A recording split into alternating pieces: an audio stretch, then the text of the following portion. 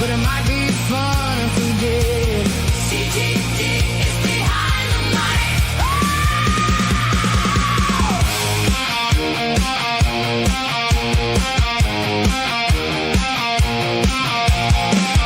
I'm back on my bullshit. My boys are back too. No rest for the wicked, 'cause we're going out soon. For tonight, I'm forgetting that tomorrow's Monday. I know it's only the weekend, but my mom is praying for me. We don't gotta get wasted. Welcome to the show. But it might be fun if we did.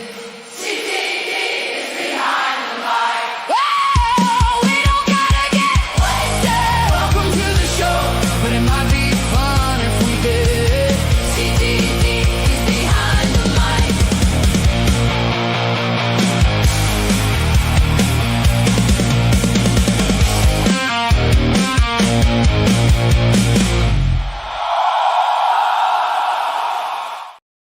Hello, my friends. Everyone, welcome to another fucking A. Good day, mate. Good to see you. How you going, Jason Muggsy? Amazing, man. Life has absolutely taken an awesome turn from the beginning of the year. And honestly, I got you to thank for that, man, starting me out on that 72-hour fast at the very beginning of the year.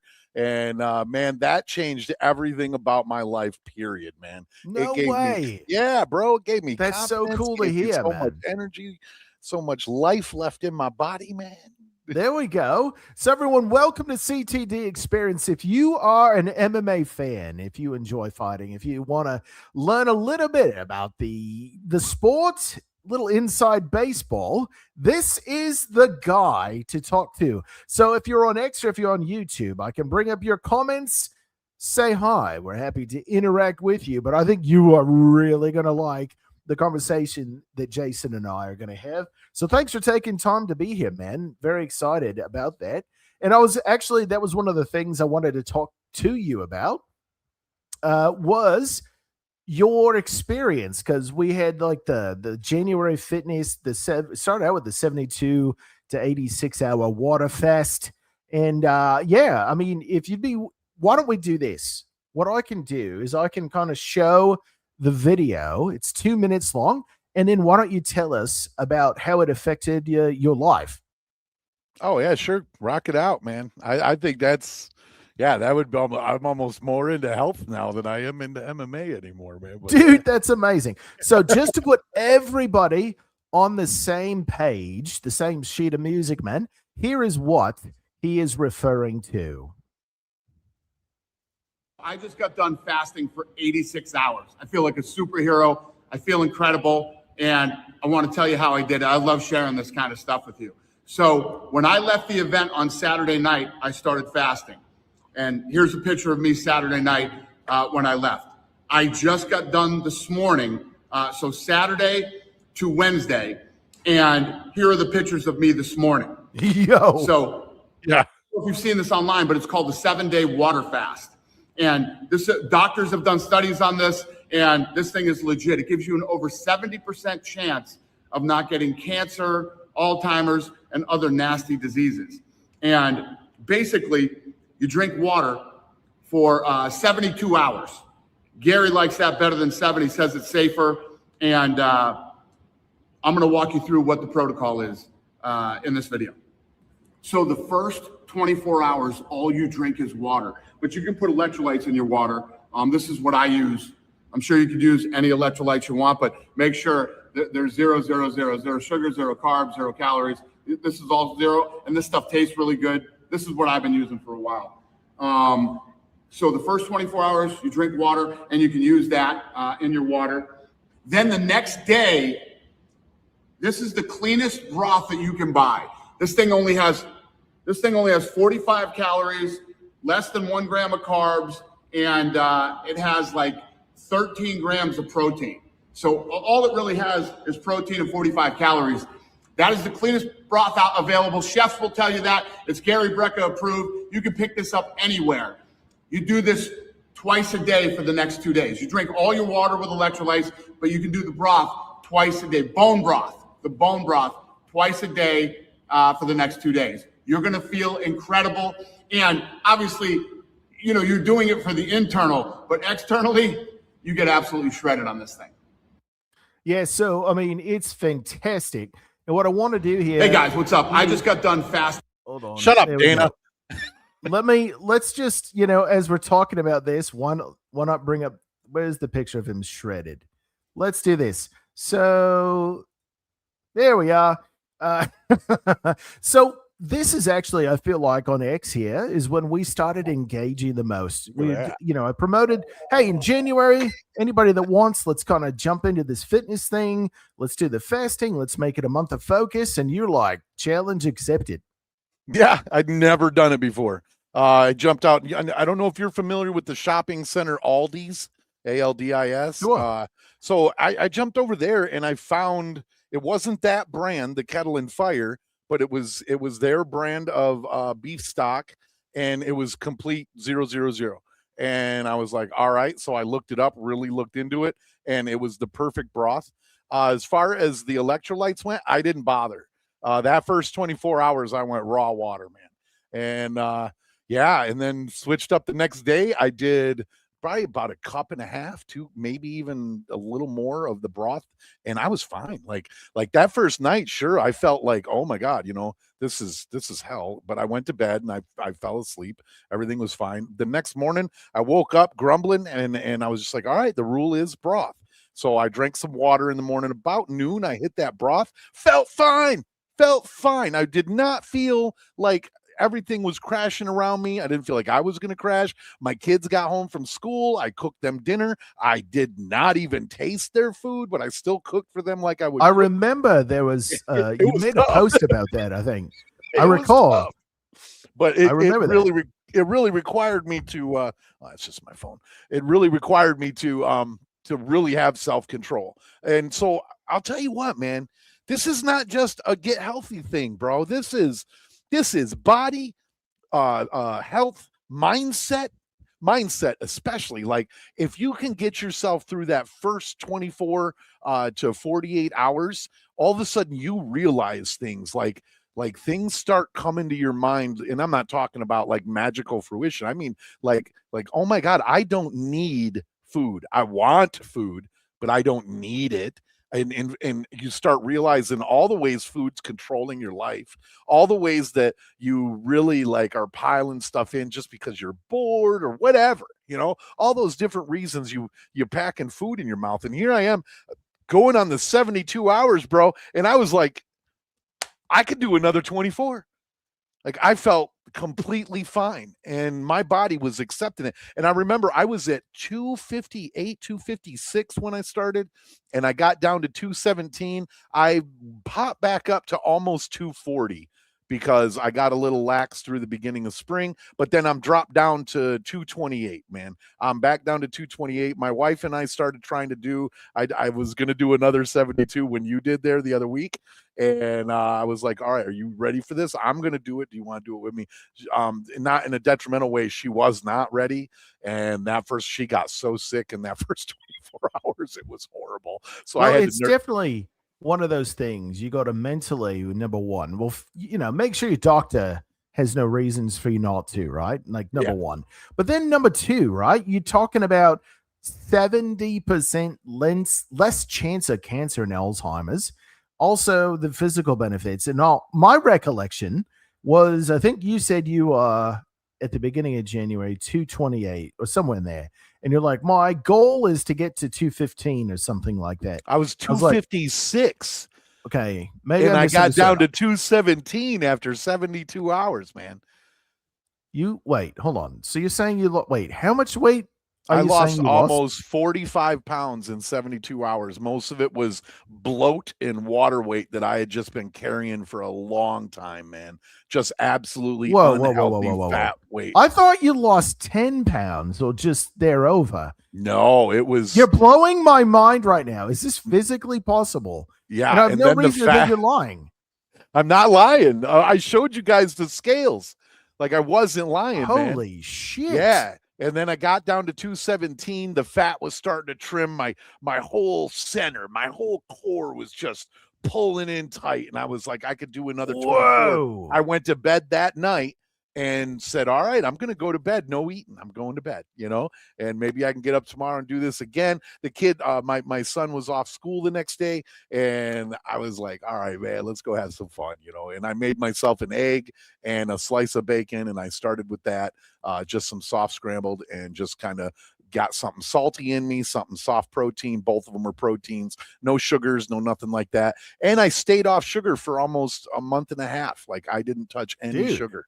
And it really, really helps. So much so that I get to comment on your last post about the colonoscopy prep. I had to wild ride that was, mate. Yeah, I had to do it twice in a month because I sent here. I don't know about you, but we got a company called Cologuard. They send you a box that you actually crap in, right? You take a dump in it and you seal it up. You put their little fluid on there, it preserves it, and you send it back. And then they sent me a message. Not my experience. They sent me a message saying it got there too late. And I'm like, so they sent me another box. So 2 times in 1 month, is just this last month and a half, 2 times I had to mail my own feces through the mail. And I was like, this is ridiculous, man. Why did you just have me come into the doctor's office and do this? It's like right around the corner. But yeah, man, no, the test came back. It came back positive, but that's normal old people stuff. And I don't really want to talk about it, but I don't have cancer or anything like that. Well, that's good to hear. Yeah. But where the discussion led us was, you're like, oh yeah, man, I've been around a lot of MMA fighters, and a lot of MMA, they do this type of fasting, they do that, they blah blah blah, they do a lot of different things. And that was like the genesis of, okay, tell me more about your life. And then we're opening up about, like, you promoted MMA, and we got videos we're going to watch. But man, for anybody that doesn't know, you are in the know of the industry, know many of the fighters, etc. Yeah, I've had a lot of interactions with everybody from the top down, man. The majority of the company I ran, the sports network I had, ACS Live, that was ACS stood for Amateur Combat Sports. So the majority of people that I filmed were amateurs, but I did cover pro events too. And a lot of these pros were the guys they're trying to be seen, man. So it was my job to create highlights, to create promotional videos, to get these guys seen, to get them in front of people. And it was a ride, man. I've done everything from pick Uriah Faber up and bring him to events. I've picked up Clay Guida and brought him to an event down at Quad Cities in Iowa. And that was hilarious, man. Well, why don't we take a moment to see one of the videos on the ACS now Fight TV channel? But it's not my fight, is it? Why don't we see a young the MMA draft? Here we go. Do you remember this guy? Do you remember this guy with the earrings? That is me about almost 20 years ago now, man. 2010, about 16 years ago. That was 2010, 2012. Yeah. Okay, this is about a 20-minute video. So help us scoot through the parts. Yeah, no problem. Right now, you're actually going to see me introduce the event. Uriah Faber had been on a couple of the podcasts already and had no idea who I was, and which was hilarious because he didn't know that I was the producer. And so I actually cracked a joke on him that I'd been cracking on him on the podcast for about 3 years. And I made the joke about his hair. But here I'm introducing, behind us is amateurs galore from all over Michigan. And as a matter of fact, the guy behind me, directly behind my head right there, he's from Northern Michigan. Really great kid. Never really made it, but man, he had heart galore. Holloway is there in the camouflage, not the dark green camouflage, but the gray and black shorts. That's Holloway, man. That kid did phenomenal in the lower ranked pro career. Not to be confused with Max Holloway. No, not Max Holloway. No. Yeah. No. So when you say Holloway, right, like there's one person that goes here. All right. So let's just play a little bit here. And then, guide us through the video. I think this might be fun. Right on. Got my Soulfly fight team here behind me hanging out.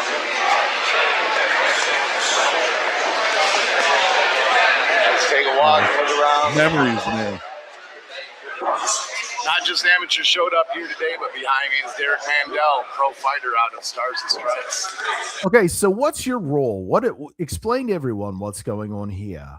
Why is it that you are walking laissez-faire through a bunch of people like promo sparring and talking into a camera?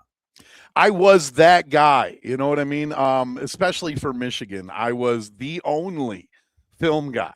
I'm going to turn the volume down, and I'm going to hit play and talk us. Yeah, just keep going. Oh, yeah.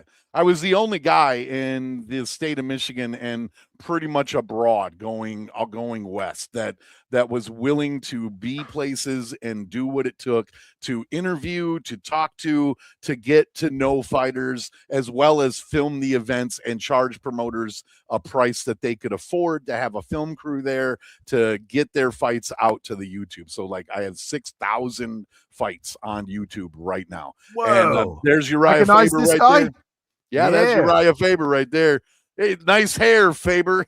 that was my joke on him all the time. What kind of shampoo do you use? I just want to say that's the most recognizable chin in MMA. Absolutely. That is the best dimple chin in MMA right there. So what happened was Uriah and a couple other people, and there's Darren Cruikshank right there, the number 5 head kick knockout of all time in the UFC. Pretty amazing fighter right there, man. I actually have a hernia in my belly because of him. And I'm not suing him. He's a wonderful guy. And I bet him $100 Houdini dollars that he couldn't kick me in the stomach and make me move more than an inch backwards. And you got that fixed, right? What's that? You got that fixed, right? Fixed? Oh yeah. I got it back to normal now. It just popped my center line in my gut. It took me probably about a year and a half. Oh my God, hold on. Let's whoa. This kick right here. Holy shit. Hold on. So I'll take a moment. Watch this. Dude, that is one of He is a Taekwondo extraordinaire, man. Yeah. There's that is one of the cleanest kicks. No end to his flexibility, man. Darren Cruikshank has now he's a fireman. Now he's a fireman over in Detroit. He has a MMA top team. Michigan top team is in not MMA top team. Michigan top team is over by Detroit, and he runs a gym. Has a couple pro fighters, a lot of amateurs, good crowd. But he ended up becoming a firefighter, and he goes out once in a while out to Japan. Right there is.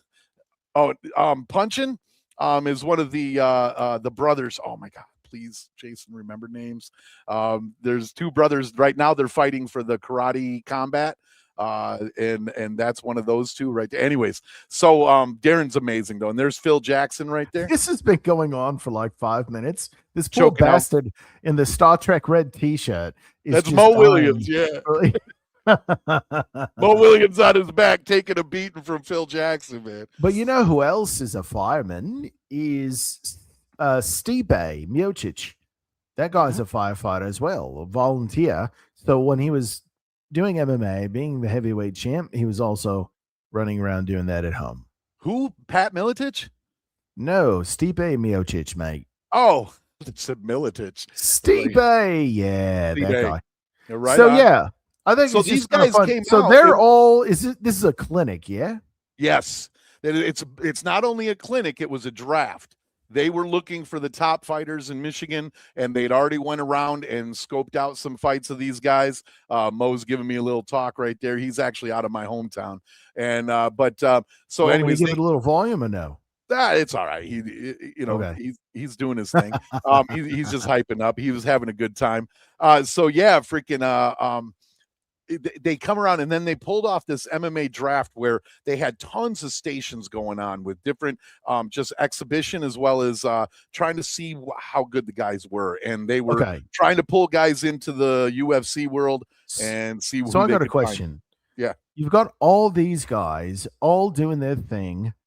What is it that they are looking for, right? Like technique, the person with what is it that you're watching 20 people all at once, shadow box one another, whatever.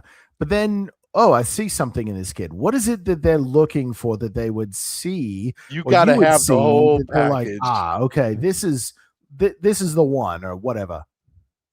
You got to have the whole package. The whole package. You got to have the ability to talk, the ability to fight, the ability to hold your ground, own the room when you're in it. You got to be a presence, not just a great fighter. They want great fighters. Don't get me wrong. They want you to show Like great this? athleticism, but Can you do everybody that can in be a trained. setting like this? Oh yeah, absolutely. They're interviewing, they're doing all sorts of different things. They're actually, where you see the ring over here on the left side, you see the corner of a ring. Out Yes. over to the other side of that, later on in the video, you'll see that I'm actually filming a crew of people that are doing mock interviews where they're pretending like it's a full-blown live UFC coverage interview, and they're seeing what kind of verbiage you can use and how you present yourself and how you hold yourself in front of the camera too. And I used to get on the guys a lot about that. You see me walking around with that camera. It was on my whole, matter of fact, I got it right here so I could show you guys. Nice. Okay. Oh, you muted on us, mate. Your mic muted. Cannot hear you. Cannot hear you.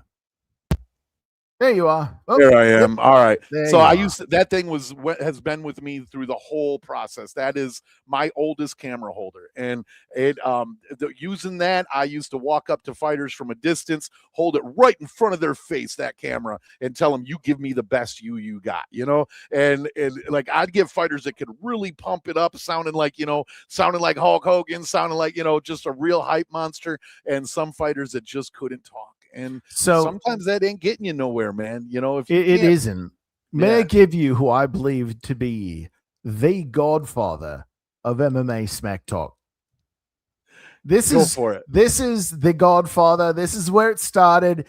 After that, even Conor You better be. McGregor. I was about to say you better be going long before McGregor. It's 'cause not there was even some good McGregor, ones, man. because this is where Was it Jason? WWE and MMA combined.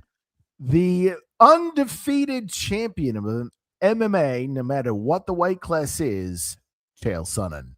Yeah, Hold on. you go, Kale Sonnen. 4 Huh? minutes. It was all in the fucking plan, Joe. Oh, I don't want to interrupt it, man. I want to let it flow because I'm an asshole if I don't. But I just want to say, notice that he started out very like it was sincere, right? And then he turns it on. So let's just go for the ride. But he can't say shit. Stack shit that Right. Oh man, what an OG gangster. This Yeah, guy. he was the Ric Flair of MMA, man. Like, Yeah, straight but up. nobody did this at anywhere near this level until he stepped onto the stage, man. This is like the beginning. He's still at it.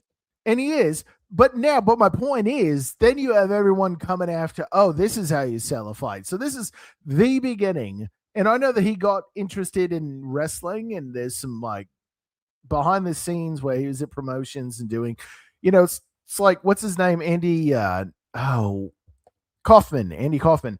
Like, he got really interested into the shtick and the whole thing, and he smushed it together.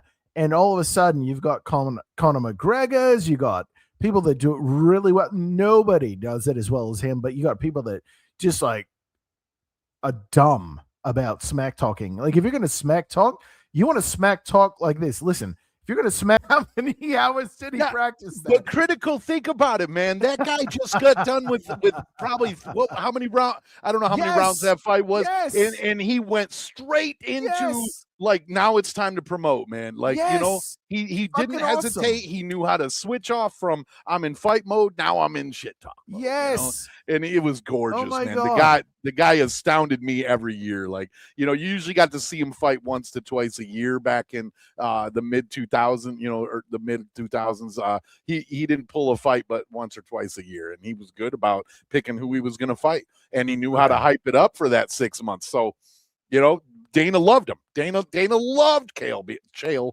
being in there. I always called him Kale, but whatever. I always got shit off of that too. But I pronounced a lot of particular moment where we absolutely have to see this one, because Chael is the great one, and shout out to Chael. Don't take away from Silva, man. Don't not Vanderlei, but Hoist Gracie. Sorry, don't take away from Hoist Gracie. That guy, even though he just seemed cocky, like he was Hoist doing his best in Gracie. English. Yeah. Oh, that guy knew how to talk smack. He knew how to get you mad. He's even cussed me out, bro. Like Hoist I've gotten Gracie cussed is out by not- Hoist Gracie. Yeah. All right, like, I'm not disputing this. All I'm saying is it may not be well known. So no, maybe probably let's not. see if I can find something. But this is that there's that interview, but then there's this. And you want to talk about wanting to see two people go at it? This is how you fucking do it. Ha! That's it. You don't need anything else. An EMP could have gone off and no one know what happened for the rest of that interview. And you're like, fucking yeah.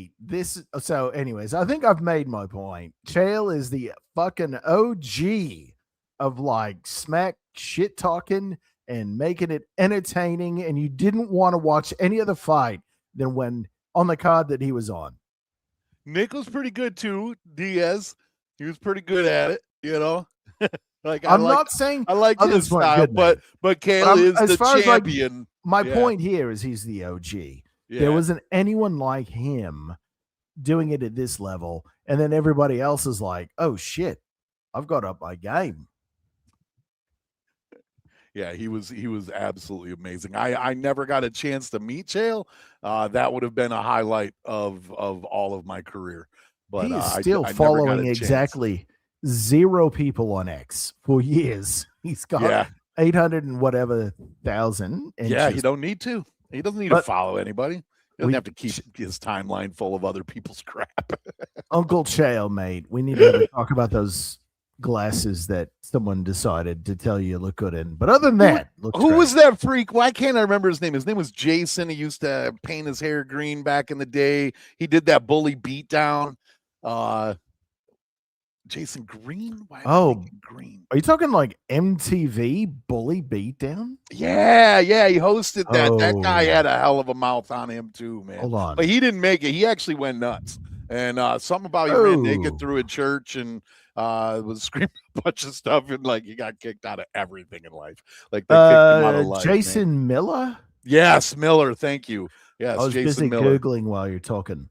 Yeah, man. Jason Miller, freaking that guy. He had a mouth on him too, but his wasn't shit talk, like good shit talk more than it was antagonizing, and just being a jerk. And, Well, Chael made it. He elevated it to a level that like a precious few fighters have actually been able to do. That's for sure. Oh, we Right. got a comment over here on YouTube. What's up, Don C? Doc Muggsy, good evening. What up, homeboy? Thanks for tuning in, bro. Man, we're glad you're here. Thanks for tuning in, man. Dude, Muggsy is the shit. So I'm so excited that he's taking time out of his week here to have fun and talk MMA. Because, dude, I don't know where to go because you have this like encyclopedia knowledge vault. Why don't you like when it comes right to now, MMA? dude, I You've met actually so got many talked into people, getting had in the so many ring, bro. experiences. What would you say is what got you into MMA and like lead us from there? Oh gosh, man. You people would call me a poser if they, but I'm gonna tell the story. All right, so I'm chilling. I'm a cell phone salesman at the time, right? I sell the Android had just. What was come the out. model? Okay, I was gonna ask. The Android had just come out, man. This is 2009, 2010. The Android had just come out. This dude walks up to my kiosk. He says, "Hey, man, my girl and I, we need some phones." So I hook him up, and he was like, "Hey, can you jailbreak these?" And I was like, "Yeah, man. Meet me after work, and it's $50, and I'll do that for you." And I used to jailbreak those old phones all the time for people for an extra few bucks, And so I go over to his. He invites me over. We're sitting chilling, and he says, "Hey, man, did you see my event?" And I'm like, "What event?" He's like, "Down at the Michigan Theater, man. I threw an MMA show." I was like, "I didn't even hear about it." I was like, "You got a website?"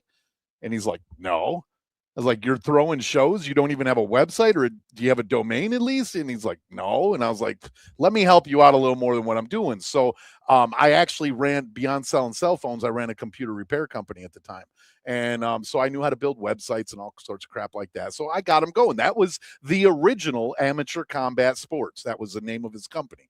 And so he's throwing shows. I built his website. I'm getting to know people, man. It's going real good. And locally, I'm like, wow, man, this is fun. So I throw some money down as a sponsor, put my name up there, throw my name up on that. And I want my name seen at the show, Keystrokes Computer Repair. That was the name of my company back then. And then he's like, man, he goes, if I could get this stuff on film, that would be awesome. I had no idea, bro, how to film. None. And I was like, I can take care of you. And he's like, yeah. I was like, yeah, give me a minute. And so it took me about a week. I bought some cams and I was like, dude, we got this. And so I put a couple guys up on the cage, told them, look, all you do is point at the action. I don't want you looking at nothing else besides ring girls. That's it. So for the first few shows, it was pure raw footage, and I learned how to edit. I learned how to produce. I learned how to put a show together. I did all of this through this one guy for probably about 8 to 10 months. And then after that, man, I got a phone call. There's another promoter. Hey, bro, you film for me? Here's another promoter. Hey, bro, you film for me too? And I'm like, holy crap, I'm making more money doing this than I am fixing computers, And what I've got to say is that's where your heart is. If you love what you do and you're good at it and you get paid, like you don't even feel like you're working. No, man. 15 years passed and I don't know where the time went. You know what I mean? Like, yeah, that's like amazing. serious. I used to go out on the weekends and film, and I was a stay-at-home dad otherwise. Like I would get home, load up I would do 1 to 2 shows every weekend. Before I knew it, in Michigan alone, I had 23 different promoters that had me filming for them. Sorry, I don't mean to interrupt. No, you're fine. Go ahead. Is this when you started ACS Live?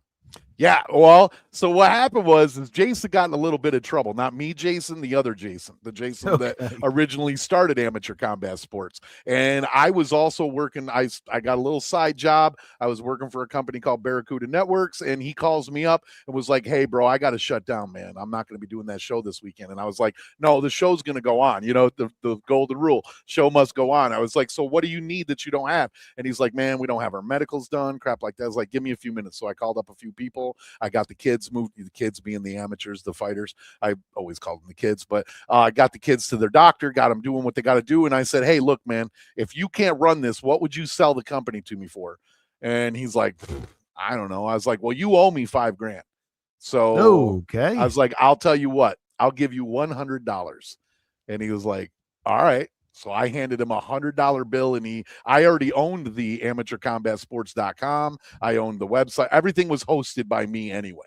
So I just said, all right, cool. It's all mine now, and there was nothing to sign over. It wasn't like a real business or anything like that at the time. So then I turned it from Amateur Combat Sports to ACS Live, and I put on the .tv on the end of it and said, we are not throwing shows anymore. We are simply filming for you guys. So now the promoters trusted me more.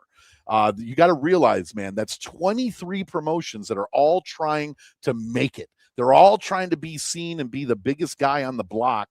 And the only guy they all had to film for them and create their whole image was me.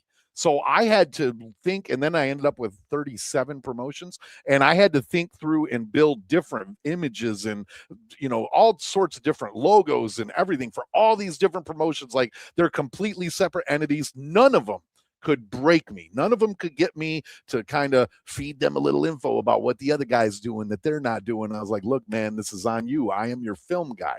I'm not here to coach you. You know what I mean? They're like, all right, Muggs, we trust you. All right. And everybody knew they could trust me. And that's what really built it. And then it ended up within about 4 years of doing it, the fighters declared me the mayor of MMA, and they knew that I was honest. My integrity was strong, and we had a gigantic group on Facebook, probably about 4,000 to 6,000 strong, and it was fighters from all over the country. Again, mayor of MMA? the mayor of MMA, and dude, that's awesome. I had 4,000 fighters in a group on Facebook called the World of Fighters, and I was the only guy. I mean, this is my biggest claim to like how cool it was, bro. It was like I would be on there talking smack with all these guys. Like, look, bro, I know your wife. Quit talking smack. You know, she ain't that good looking. You know what I mean? Like, I would be talking shit to these guys, to these kids, and I would still show up on the weekend to those fights after getting threatened to get my ass beat. To, you know, they were going to take me out back, and you know, you can't talk like this to, you know, like another group of fighters would be like, oh no, you don't put your hands on Muggs. Muggs is allowed to say whatever he wants, you know? And I was like You're Ariel like Helwani. sacred ground. Yeah, Ariel Helwani on like steroids, bro. Like there was no stopping me. Yeah. Mate. And then I picked up one of the ring announcers. I Oh. picked him up as my podcast host, and he was Dave the Butcher Clifford.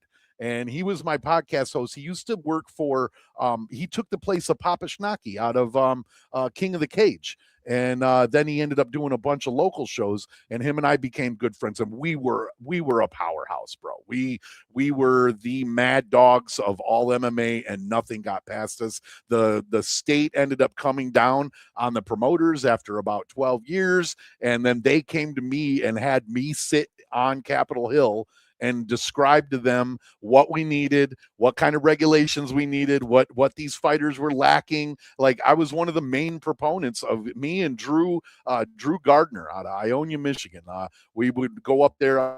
I'd film, I would sit and I would talk, and they like, that was me, man. Like, I was the biggest proponent to getting regulation in Michigan so we could have honest fights. And that got the big pro industries looking at these kids finally, because before that, we were the Wild West of MMA. Anything went, bro. I'm talking junkyard fights, man. Like, people would bring cages to junkyards and put up a cage over an oil pit, you know, where they would be draining oil and have fighters get in there fighting. And there's nothing the cops could do about it because there was no rules for it or against it. So there was nothing police or authorities could do about it. We could throw fights anywhere, anytime. I've seen cages fall in half. I've seen tents fall down on cages. I've seen fighters break their ankles. This is where I have problems, right? It's like when you watch backyard wrestling, you just see some bad practices. People get hurt when they shouldn't. Now, on that note, sharing mouthpieces, sharing cups. I've seen fighters pull their cup out and share it to another guy. I'll share a cup before I share a mouthpiece. That's fucking awful. But what's his name? Oh, I'm blanking. The guy that came off the backyard bare knuckle black dude. What's his name? He ended up dying. But oh my god, fuzzy hair black guy. I know what you're talking about. Anyways, but that's the one thing that's really exciting about MMA. I just thought that was me thinking of a YouTube clip that I think would be really fun to play. But MMA, you never know what's going to happen. All right, so one of the fights that I can think to explain. I don't know the fighters' names, but you probably will, and you can chime in when you have the light bulb above your head go off. Okay, so I'm watching a heavyweight fight. I'm on the carrier, the aircraft carrier. All right, and I'm enjoying my meal, and I'm watching free UFC, thanks to AFN. And okay, so the one fighter, he's hourglass shaped, probably weighing in around 260. All right, and this is like 2010. All right, so then you've got like V-shaped torso Captain America, right? And it's a 3-round fight.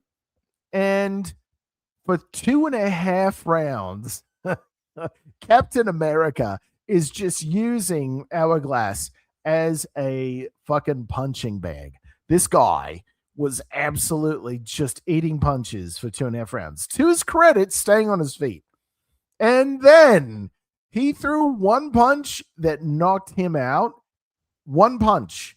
He was out before he hit the mat. But if you're a betting man or woman, you would be like, oh, no, this is definitely going to end this way. That's what MMA brings to the table. Yeah. Can you think of the fight? You get a lot of surprises, comebacks from crazy submission holds, and then all of a sudden you're like, an omoplata, where did that come from? And like, you know, you see a guy in an ankle hold, and all of a sudden they're twisted up like two snakes fighting, and then boom, losers on top, yanking an ankle and twisting a neck, and he's rolled backwards. And you know, I mean, what that really is the joy of MMA, mixed martial arts. so many people still to this day consider MMA to be a martial art, and it's not that. It's you don't know what the guy you're fighting has really mastered through a couple arts that he's trained in. Well, what's And great is the combination of American style wrestling, like yes, jiu-jitsu is awesome, but Dan Severn himself has proved that American style wrestling will outdo wrestling jiu-jitsu. is number one. Wrestling is number one. But Yeah, but you know, that really double leg takedown to a guy that's just won 10 fights in a row through knockouts, and then all of a sudden he's got a wrestler just manhandling him on the ground. You know, but you got to admit, the from betting world was 1990 crazy for MMA. from 1993 to 2023 to now 2026, like the evolution of mixed martial arts in 30 years or just over. There's never been another sport in that compressed amount of time that you're watching the evolution of every single like year or two. It gets better and better and better. So what I've pulled up is Joe Rogan defending. This is when was this? This is probably like 2010. Oh my God. Yeah. I remember this is him interview. defending. Now it's a 7.5 minute video. We're not going to watch the whole thing, but Joe is actually defending MMA against a boxing promoter. And Joe is like, MMA is going to swallow up boxing. Now, for the most part, it has. And Joe is an actual boxing fan. But to his point, right? MMA has forced boxing promoters to actually have fights for the most part. Boxers want to have, like, what is it? Pacquiao versus who's the Mayweather?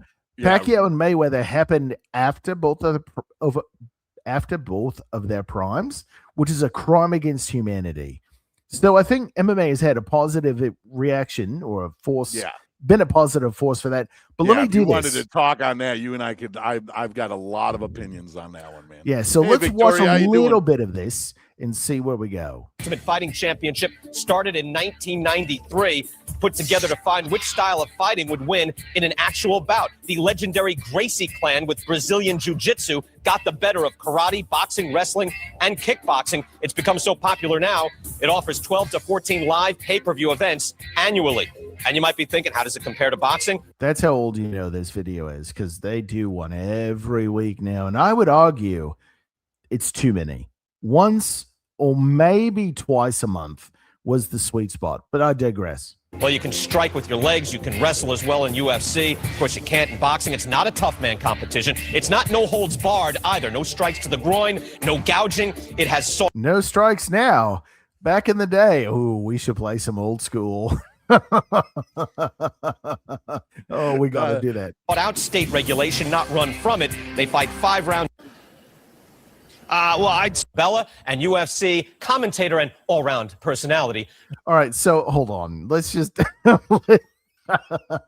let's analyze how these chumps look. Joe, hat backwards, young, fucking fit as hell. And then you've got like, what's his nuts? Over here, he's got like Guido, the slick back hair, the necklace. It's like if the mob was to hire somebody. The Guido look. If somebody was to hire, like, I'm half expecting him to wear a tracksuit. That's all I'm saying. Yeah, if he's not wearing Adidas running pants, man, something's wrong.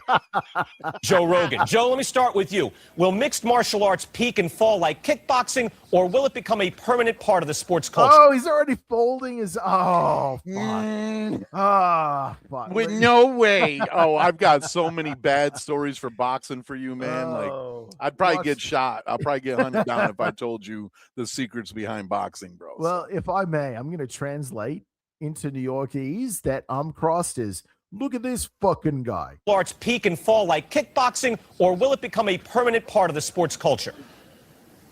Well, I certainly think it's a permanent part of the sports culture. It's a much more exciting sport than any of the other combat sports that are out there right now. And that's why it's here, and that's why it's the fastest growing sport in the world. Lou, what do you think of UFC? I'm not a big fan. That's like Joe's hitting the speed back there. Gatlin gun of fucking info. That And was the guys- prepared. Oh, Prepared. yeah. That was an open. That was like a John. Yeah. Fastest growing sport in the world. Lou, what do you think of UFC? I'm not a big fan, but I tend to agree with Joe that it seems to have a fan base. It's one company dominating an entire industry. My guess is that as long as I can continue to get young white guys to watch, they're gonna be there. What a racist. Yeah, I think that answer is what killed it. Oh my God. What a terrible fucking.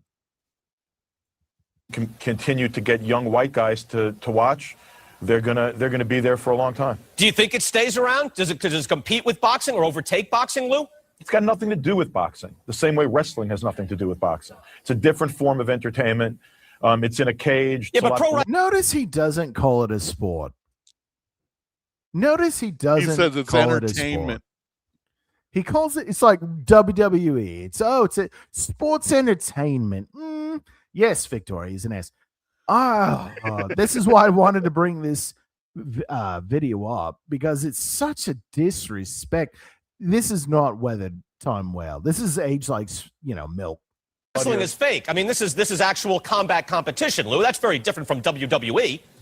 Yeah, but it's sort of like human cockfighting in my view, or pit bull fighting.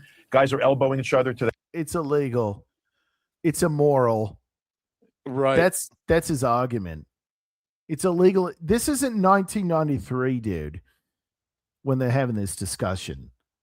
Yeah, New York was still boycotting MMA. New York wasn't allowing shows. Yes. A couple states were like, no, you're not doing that here. So that gave the boxing world the whole credibility of, well, you can't just, it was stupid. And again, man, I've filmed a lot of boxing, a lot of MMA, a lot of jiu-jitsu, and the boxing world is as crooked as it gets, man. I don't even care. Oh, my God. They can come at me all they want, but it's not a setup as far as what's in the ring, but the numbers are padded, bro. How the fighters' greasy. numbers are padded. If you've got a new fighter coming up into the boxing world, bro, they've been sent down to Mexico and been fed tomatoes for months, bro. These guys might as well be Italian. That's how many tomatoes they get fed, bro. To your point, I mean, if the boxing world was objective, one could very well make the argument that Francis Ngannou beat Tyson Fury.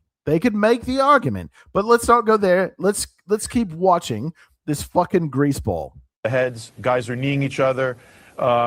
They get into leg locks and start rolling around on the ground in submission holes. Joe, you can't respond to that first, Joe. How is that human cockfighting? You know what that is? That's actual fighting. You know what boxing is? Well, boxing is a very limited form of fighting. It's kind of a silly agreement. Say, like, we hate each other, we're going to fight, we're going to duke it out man to man, but we're only going to use our hands. That's it. What ultimate fighting is, it's the actual sport of fighting. It encompasses all aspects of fighting. Watch this guy's body language. He could just not wipes be the more. floor with him right now. Oh my God, he couldn't be more uncomfortable.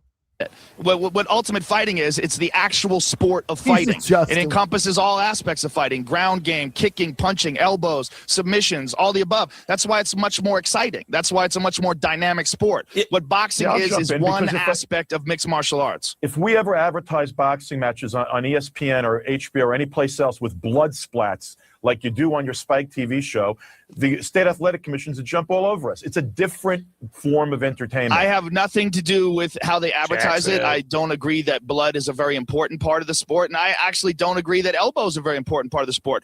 I think there's some aspects of the sport that could be changed or moved around, but the most important thing is that it's the sport of fighting. And what boxing is sport of punching. That's all it is. And there's so many aspects of boxing that are really ineffective, that don't really work in a. So there's going to be a part of this interview where he says something to the effect that, like, Joe doesn't like boxing, and then Joe's like, I love boxing.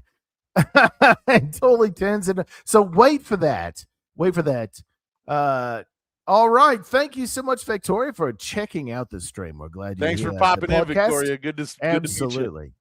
Real fight. All the bobbing and weaving and shoulder rolling, all the beautiful moves that Pernell Whitaker and James Toney and some of those. Well, I'm a boxing fan. I love boxing. No, you're not a boxing fan. There's some great Yes. How do you say I'm not a boxing fan? Because you don't get it. It's a science. It's defense is as important as offense.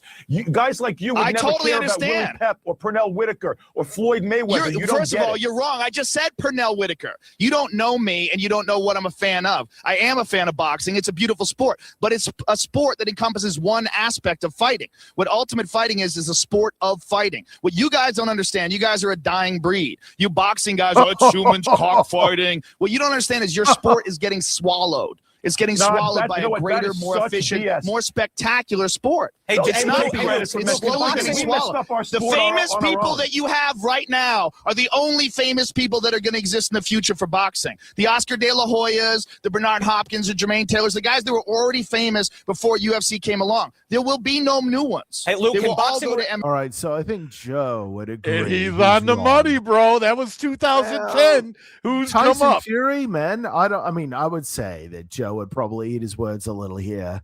That it's not gonna because he'll one spend or two boxers. Come on, bro. How many UFC people have come up in UFC that have gained massive worldwide attraction versus I'm not boxing saying, lately? You know, no. I'm not disagreeing with you that your point is well made. What I'm saying is, Joe's saying is, there's gonna be zero new boxes. Zero new boxes. Well, there have been new boxes. That's all I'm saying. It's not zero, and that's okay. But he's in the heat of the moment. He's trying to get in a dig too.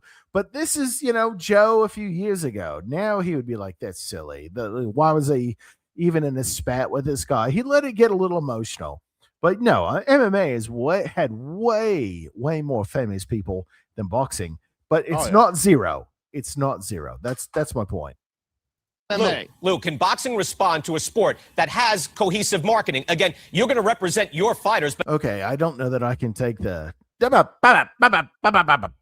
the it just I've reached my fun limit and ability to consume that type of like Piers Morgan for the last sports. promotion I filmed for was I just finished filming for them like 2 years ago. October of 24, I did my last show for them, and they're out of Detroit. They had Motor City Casino. They had the venue for Detroit, and they had a mixed show, bro. Mixed show, boxing and MMA, both in the one show. You'd have a break. They'd bring the ring out, and then they bring out the cage, or they'd have the cage first, and the regular ring was easy to set up. But the crowds proved what people were coming to see, man. And even in Detroit, bro, the boxing world is fading. Kronk Gym, like that's the all-star gym for Detroit. Tyson come out of there, and you got the one, oh man, why am I doing this right now? Why is my head freaking flaking? Anyway, a lot of famous fighters out of Detroit, and as far as boxing goes, but now it's like now we're in this mixed bag, and it's even after 30 years of UFC, Michigan is now starting to lean more towards, all right, we love our MMA, and boxing's kind of faded away, and that's really how it's going for everybody. The guy who bought my network from me, he was a boxing promoter for Mexico, as well as having me do MMA here in the States, and go to Fight TV. And we're still trying to help him get his numbers up, and just nobody really wants to watch the videos, man.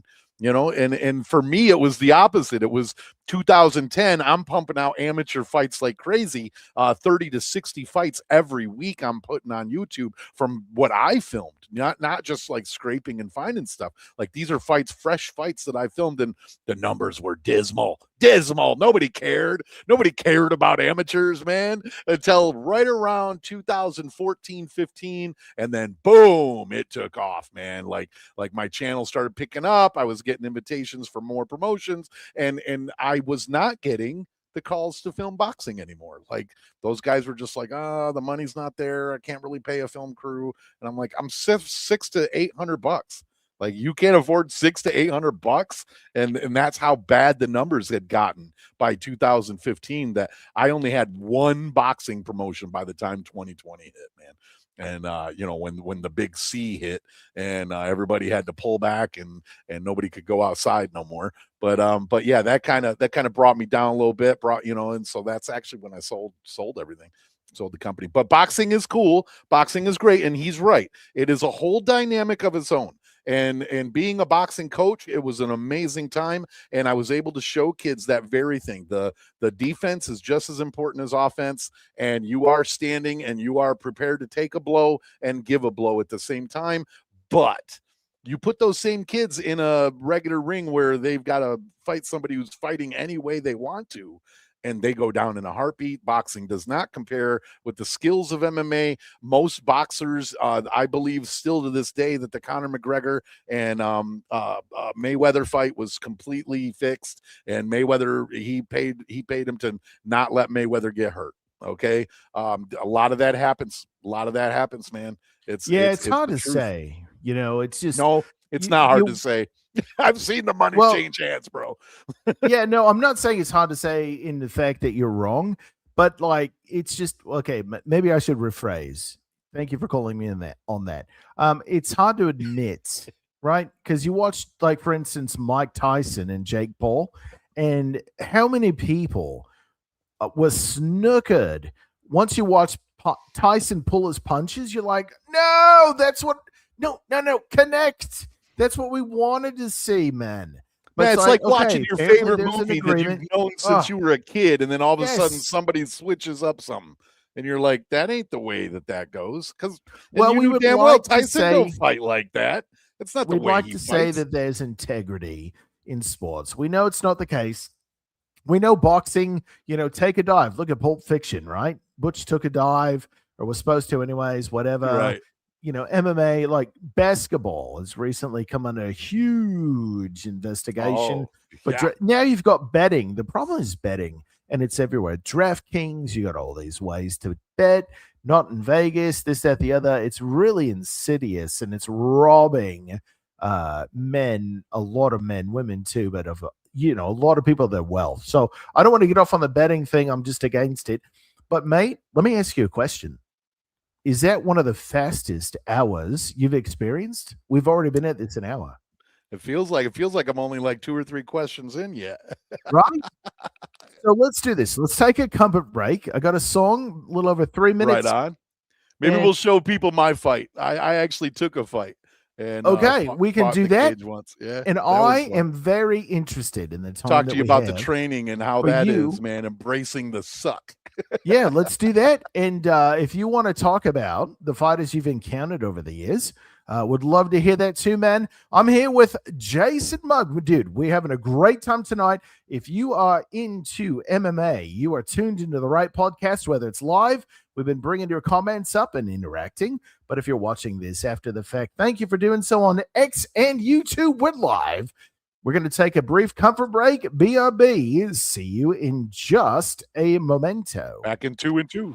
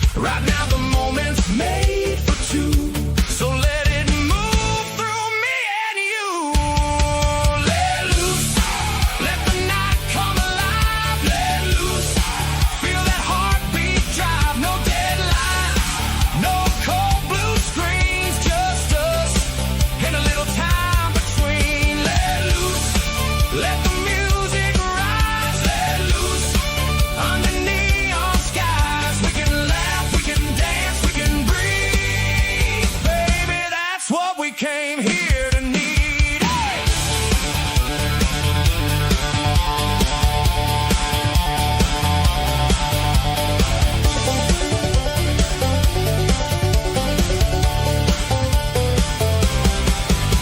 The weekend is here, let loose.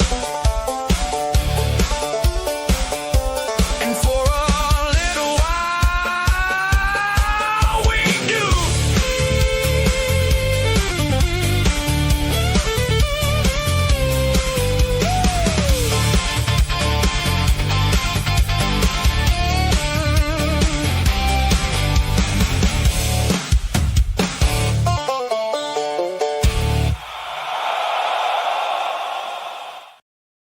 Welcome back, everyone. A shameless plug for myself. I have an AI album. I've created some stuff. The buffer music of I like the that one. CTD Experience, the Let Loose.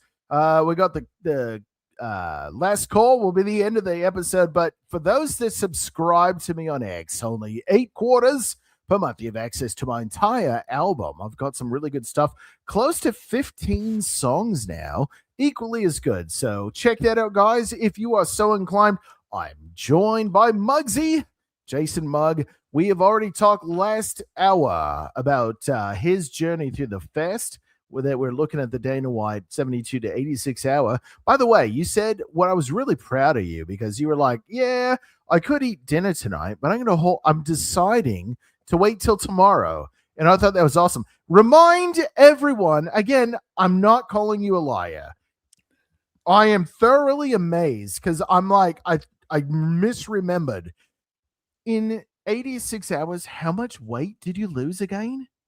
It had to have been right about 45, like give or take 3. Because I went from 256 to 217 and then bounced back. I don't even know what to say to that, guys. Yeah, but those pictures, the pictures of the scale are inside the group that you made for us. yeah, they killed communities, X did. That's the problem in May. Mate, that's so awesome. So we're having a great time here. Somebody that owned ACS Live, sold to Fight TV. This guy knows people and things and has been a fighter. Oh, what do you mean? Yeah, well, let I me did tell that you too. what I mean. They We've got him brought up, man. So what I would love to do you want to talk about things and then watch, This or was watch and then 3 talk days about after things? my 38th birthday. How do you want to do this? Do you want to talk about your prep and leading up to this, or watch Oh, it? sure, and then- man. okay. What do You you want to know prefer? something, man? The most exciting part to me was this was my hometown. Okay. Okay. The guys, I'd already been filming for almost 6-7 years now at that point. And the guys were like, when are you getting in the cage, dude? What are you getting? And I'm like, I'm the film guy. That's not me, man. And Smart. then Darren Smart. Crook, James Lee, Darren Cruikshank. James Lee's a big, he's friends with Herb Dean, hardcore, UFC referee, but he's also a pro fighter, goes around the world. And then Corey and his brother, they're, like I said, they're in karate combat. A bunch of guys, all got a bunch of coaches and guys were like, look, Muggs, you want us to respect you, bro? Get in the cage once. And I was like, really? That's what it's going to take? You guys don't Whoa, respect that's me already. hardcore, man.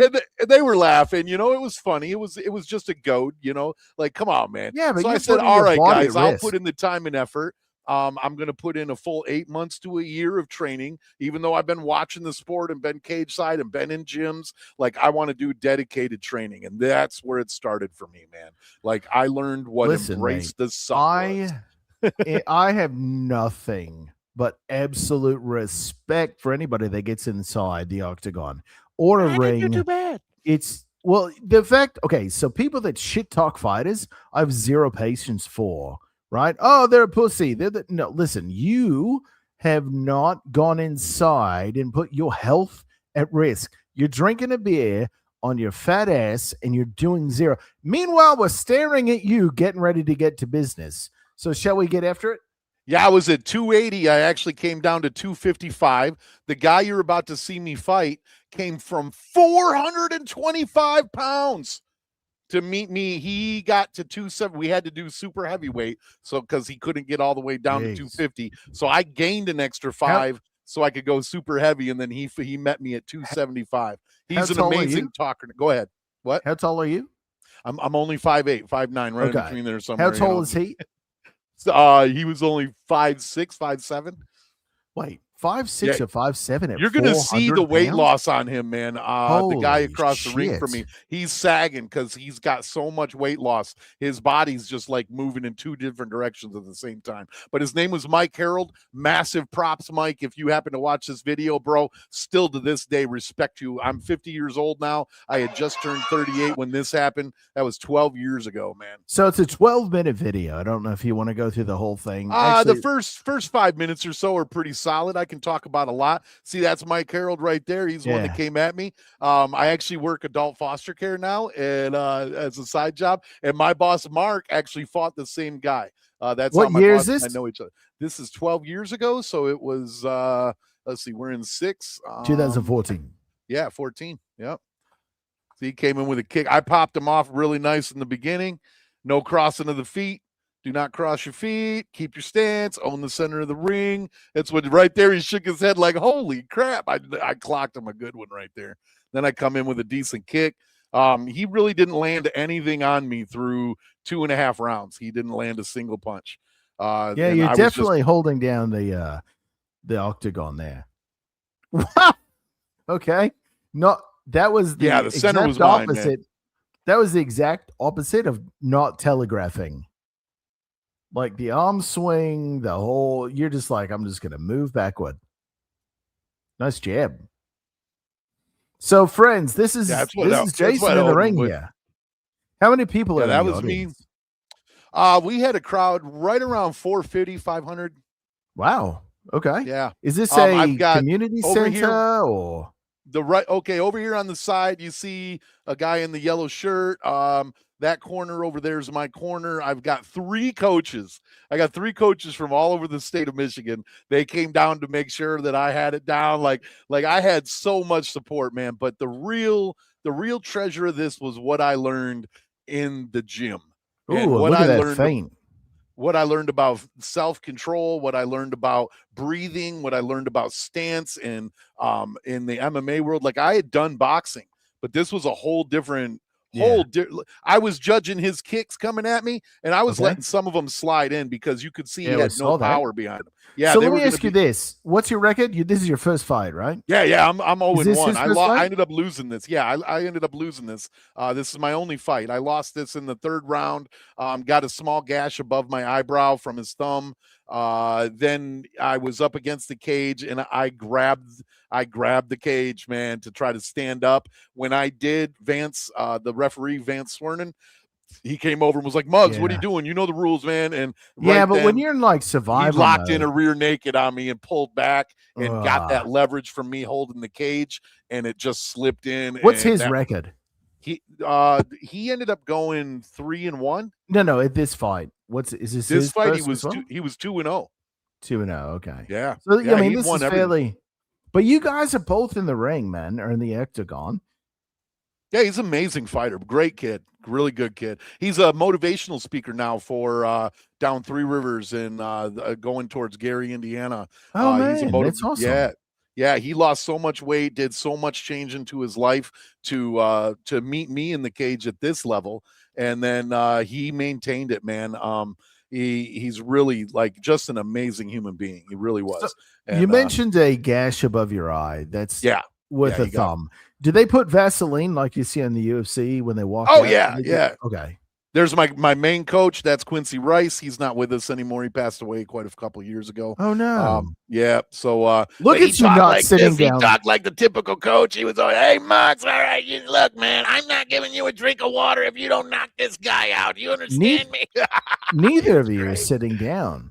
No, there's no sitting, bro. No, we didn't bring in chairs for amateurs. That didn't happen for amateurs. Okay. Everyone has their own path, I guess. Yeah. A lot of our fighters, a lot of them were just. I mean, okay. I mean, the UFC has a card with big a deal. The UFC has the undercard and then the main card. That's a total of 15 fights in one night. That is a long night for watchers. You know what I'm saying? 15 fights is a long night. Most MMA fights, most MMA nights in amateur world was 20 to 30 fights. in one night. Whoa. Because most amateurs finished within like a round. You know, they were, Okay. but That's him a and I lot. went 3 rounds. I went 3 rounds with this No, guy. that's impressive, mate. Look at This you is- touching gloves. This is Ooh, round 2. you're getting after it. Ooh, look who's turning on, pressing the uppercut, pedal. Put the throwing a gas 3. on. I'm finding at every that. opening. Every time he Look went at to that. block another direction, I let him go ahead and just pummel my waist. And I got a little confused there for a second. I lost my balance, lost my freaking train of thought. That'll kill you in the ring, man. Like, I'm not going to butter it up. Like, there was a lot of times, like right there, I'm starting to get winded, man. I'm starting to I called it chewing oxygen. I was chewing oxygen like cake, bro. I could not get a breath for nothing. Oh, the spinning back fist. Yeah, he did pretty good with that one. He threw one in here in a minute that he wasn't even standing by me, and some reason threw a full spinning kick. So is this before or after the calf kick was discovered? The what? Calf kick. I believe before. CALF, calf kick. The calf kick. Yeah, no. Actually, you want to heel kick the calf. When you're in tight there up to the cage like that right there, you want to reach out and just start whacking on their calf with your heel of your foot, and it just buckles you. It was around this time that the calf kick became kind of very illegal. popular. We frowned on it a lot. You may frown on it, but the UFC made it. I mean, 1 to 2 kicks to the calf, and people were like not able to move their leg well. See me breathing right there? I'm just looking for it. I'm trying to get in the guillotine. I'm trying to breathe. I'm like, all right, I can hold him here for a minute while I catch my breath. This should be all right, but he slips out of it right here, man. That's a lot of conditioning. I mean, people don't realize. Yeah, I pushed him off. Yeah, but also you've got to realize you're going into the octagon for the first time. So there's definitely do you feel like there's an adrenaline dump? You want to hear what? Not only is the adrenaline there, the dump don't happen till the fight's over. You don't lose that. Okay, adrenaline. So not now. But let me tell you something. That cage with all them holes, it's just wires. When you get in there and that bell rings, they're screaming. You don't hear it. It is silence. Shit.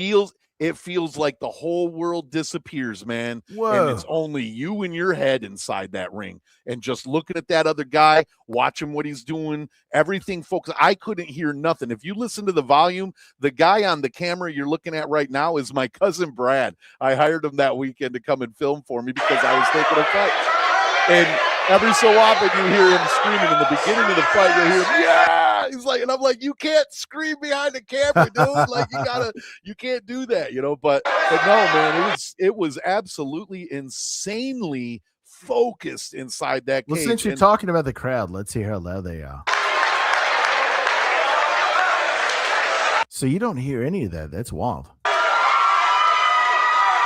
What about in between rounds right here? Do you hear them?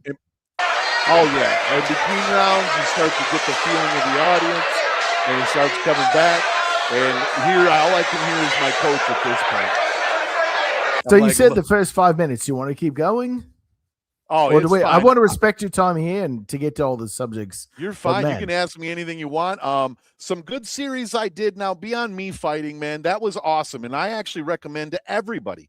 Not just somebody who's interested. I recommend to everybody, get out there and take a jiu-jitsu class, take a kickboxing, go to taekwondo, go to karate, even as much as I hate karate, but it's like go take a class. Leo Machida would differ with you, sir. Yeah, he would, wouldn't he? He'd hate me for that. The day I met Hoist Gracie was at a karate gym, and I was like, no, I think it's to your point, man.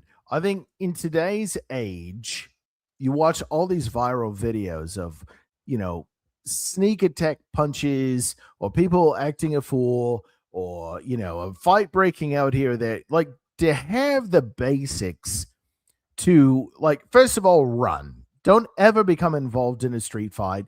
You never know how it's going to go. You never know what's unfair, what's going to damage you. Like if somebody picks you up and dumps you on the ground, that's cement and your head is likely to bounce off that. Don't be in that. Get out of there. This, if that's not an option, know how to defend yourself. That's all we're saying. You don't, or better yet, conceal carry.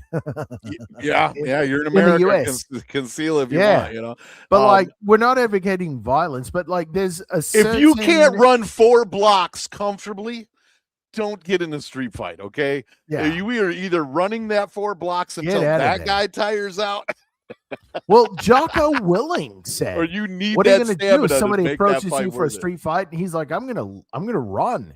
And he's a jiu-jitsu black belt, 240-pound fucking gorilla, Navy SEAL commander, war I've hero. seen that And he's interview. like, I'm running. I'm going to run. There's no point in taking that fight on the street. No.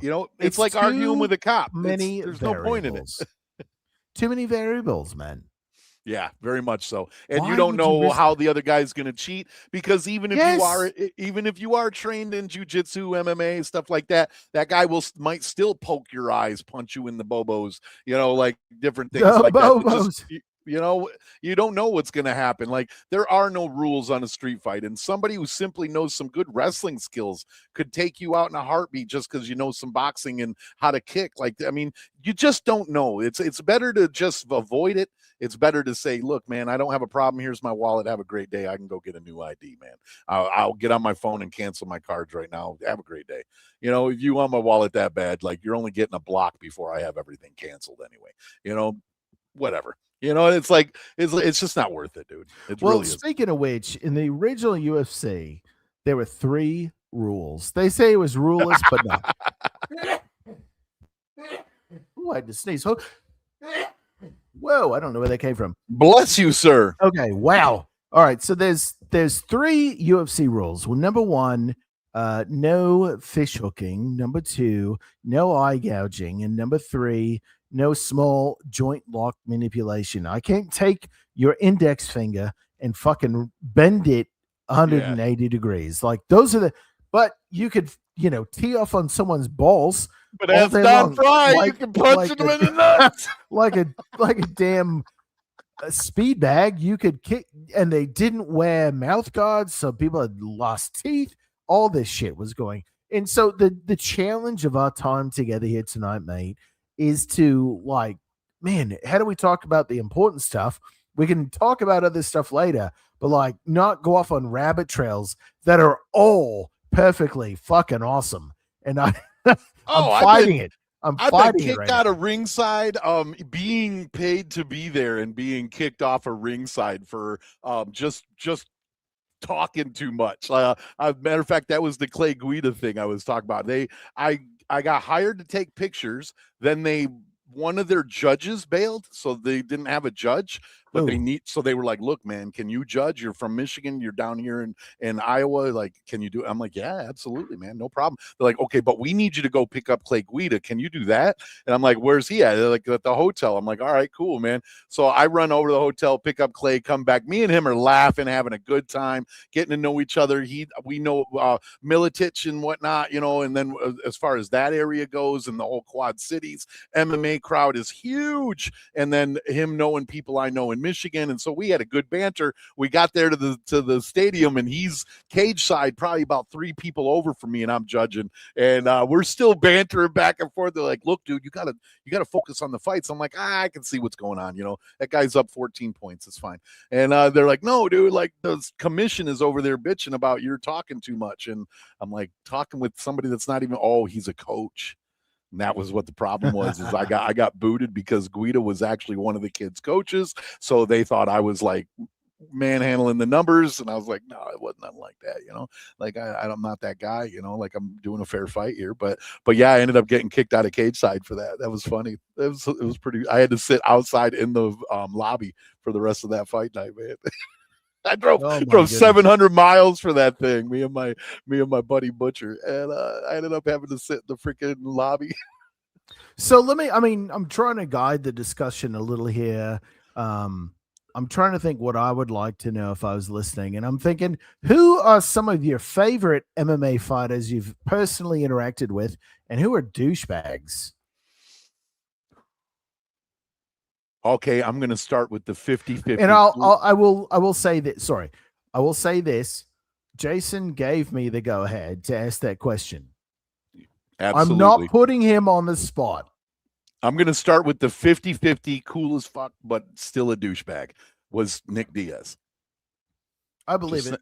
Just saying, man. I spent a whole Not weekend with him. surprised. I was his film guy for the whole weekend. I got hired by the promoter that paid to have him flown out from California here to Michigan, and that promoter paid me to just stay by his side. We went around town all day. All I ever heard out of his mouth was, you know, well, when are we gonna get something to eat, man? When are we gonna you got something to smoke, bro? You guys, you know, like, can we go get some weed? Can we do this? You know, I'm like, yeah, man, we need to talk though. We need to do some cameras. Oh, I ain't all into that, man. I don't want to be doing none of that. You know, I'm like, so anyway, so then it boils down to like the party night after the fight's over, and we go back to the promoter's house, and there's a bunch of people there. We're all partying. And then I get the word camera off, no camera. I'm like, fine, whatever. And me and Nick end up sitting. And so at this point, I'm like, Nick's a freaking deadbeat, you know, like I just didn't, there was no chemistry there. I couldn't get him to open up. He was looking at me like I was a douchebag reporter. So we were kind of beefing on each other, you know, but he knew that I was hired. He was hired. It was all fine. But then later that night, we ended up going campfire side. And just sitting around the campfire, and slowly people started just passing out, dwindling out. You know, people are all messed up, and me and him are smoking a bong, and I break out some wax, and I'm like, "Here, man, I got some wax." You know, he's like, "Why didn't you have this earlier?" And I'm like, "Cause I was working. I don't do that while I'm working, man. I'll lose focus everything I'm doing." He's like, "Oh man, I couldn't work without him," you know. And we started laughing, and all of a sudden it just broke open, and we sat together till almost 6 a.m. until he was like, "Man, I gotta go to bed, man." Yeah. And we just talked about the kid fighters. We talked about like kids jujitsu and what there is to be done to bring the younger audience, not audience watching, but the younger kids into the sport, and what we can, you know. And he was like, wow, talking about what I'm doing for the amateurs and what he's doing for, he teaches all sorts of classes and stuff. Man, it turned out to be great. I didn't have the camera on for none of it because I was told camera off. And it was just me and him chilling. And he was like, "You're not like a reporter." I was like, "No, man, I run a sports network. I'm like, you know, the ESPN of MMA, you know." And he was like, "Oh, okay, man." You know, it's like I had 15%. That's it. I only had, because UFC is so huge, as well as Bellator and other things like that. So I had 15% of the MMA viewing audience. And so that got me a lot of credibility. It got me constant tickets to any UFC event if I was there. Bellator was any 4 states that they were around. He would get a hold of oh, come on, Jason. The original owner of the Bellator was oh, God bless me. Anyways, him and I got along really good, and he had tickets for me all the time. So my crews, I could send my crews to Pennsylvania, up north, Michigan, over to Wisconsin and stuff, and we were allowed to cover Bellator anytime. But I was a smaller amateur, you know, crowd, that put me in the lower ranks, but it also got me those sweetheart, like, just one-on-ones. Dan Severn, I've been down to he's got his own facility in Coldwater, Michigan. He's hanging out with Don Fry now, and they're doing like a podcast, but this was far before that, man. This is almost 13 years ago.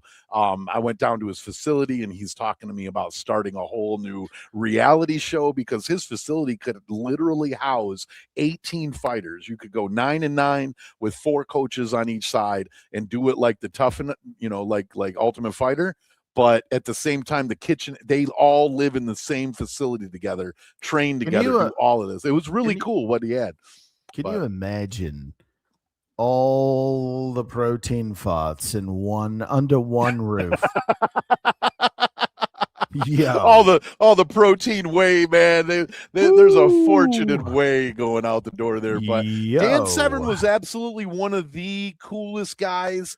He's actually my favorite MMA fighter of all time. Even at his age now, man, that guy is as excited as he ever was about the sport. Yeah, he was a 2 weight class champ, but then he went to WWF or whatever it was at the time, and did that. Man, he is my Shamrock favorite. both. Him and Shamrock both. Shamrock did, and Shamrock is probably better known. But I just want to say that Seven, mate, you are my favorite MMA fighter, UFC fighter of all time. Yeah, I had to be the cameraman for Shamrock one day. That was hilarious.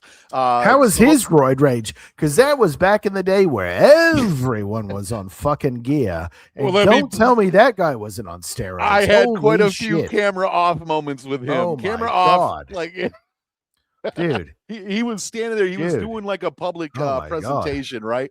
And so he was at I this mean, hold event. on, real quick. I imagine him, and tell me if I'm wrong, and incorporate this in your expounding. I imagine him not dissimilar from the Ultimate fucking Warrior. You are so spot on. Like, I knew it. he was so detached from anything happening around him. The words coming, he ended up not even speaking to the people at all. He was supposed to do a whole like stand up at the podium and be like, "Hey, how's everybody doing?" And he just looked at me, goes, "You know what, man? My knees are fucked. I'm out of here." And I was like, "Where are we going?" He goes, "Let's go back, man. I'm gonna get a drink. I gotta pump my knees with some juice." And I was like, yeah, man, he's cortisone in his knees, like So I taking gotta shots just of the say, knees. And imagine that's your world, right? Like you've got all this going on. People would love to hear what you got to say.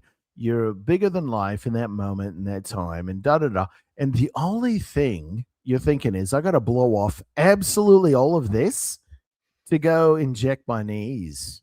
yeah, Like what? because he couldn't stand anymore. It was like Yeah. an hour and a half. That was it. That's all he could handle. He couldn't stand anymore.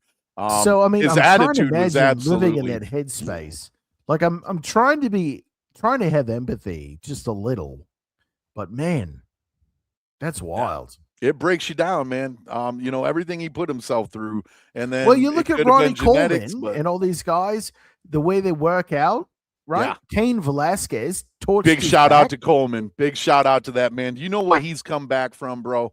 That man has come back from the grave, man. For sure. Coleman's amazing. Yes, he saved his family from the fire. Is that moonshine, by the way, or water? Oh yeah, I drink a whole mason jar of moonshine. No, it's water, bro. I wouldn't. Oh, fire water. I don't even really drink that often at all, man. Maybe twice a year of that. Oh, got it. But no, Coleman freaking more than that, man. That man, he admitted it. It's all over he had a bad drug problem. He slipped and slid into a very bad situation of life, and he came out of that. He was on his deathbed in the hospital. They told him he was going to die, and he just said, "No, I'm not." And well, he also saved people, was his family or his parents or someone. He had smoke inhalation and was almost ready to die as well. Like that was a couple of years before that, if I'm not mistaken. Which I want to say it was 5 years back. I'm going to look it up. Go ahead. Oh yeah, I think if that was 5 years ago, then that was after his drug rehab recovery. Then, but it was a couple. All right, years here we ago. go. In March 2024, UFC Hall of Famer Mark Coleman heroically saved his elderly parents from a devastating house fire at their home in Fremont, Ohio. Awakened by his dog at 4 a.m., Coleman managed to get his father and mother to safety before re-entering the burning house to try and rescue his dog, ultimately suffering severe smoke inhalation. And I remember he was like, they sedated him in the hospital and he woke up. But dude, March 2024, that is awesome. Yeah, he's got a hell of a is a story, hero. man. Coleman was a champ in the ring, man. Yeah, I mean, but that he was guy- on some fucking gear. Everybody was back then. It just was expected. There's but no like, regulation against it. his you know? ground and pound was unrivaled. That's when they could wear wrestler shoes. It was a whole thing. He was the first, if I'm not mistaken, light heavyweight and heavyweight UFC champ. Yeah, I think so. Yeah, I'm not great with stats on UFC, What a and guy. I'll tell everybody that. They're like, "Oh man, UFC this and that." I'm like, I film amateurs, and they're my life. Like I rarely had time to sit back and watch a UFC event. Once in a while, we'd throw a UFC party, and have some fun. If that wasn't a weekend that I had to be out filming, most promoters would try to not throw a show on a UFC weekend. But the majority of parents, uncles, aunts, cousins, and friends that wanted to come see their buddy fight didn't care if the UFC was on. They'd rather go to a live show, and All right. for $20-$30 a ticket, why not? Right. So I've got something here, man. This is a minute 8 of Coleman in the hospital. They're going to visit him.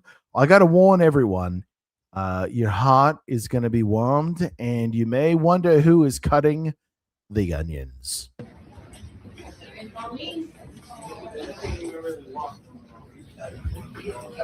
Oh, look who's here. I don't go shopping. I didn't do repairs. What?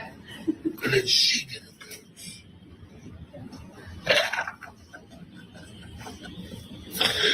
I'm the happiest man in the world. I swear to God, I'm so lucky. Yeah. Can't believe my parents are alive. You should be here. I had to make the decision once.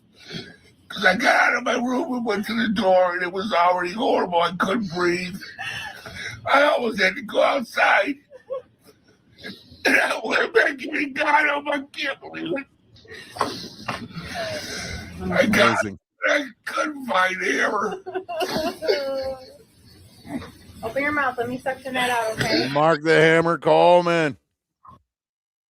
That to me is and I'm not trying to exploit him at all. To me, this, it's hard to not be emotional.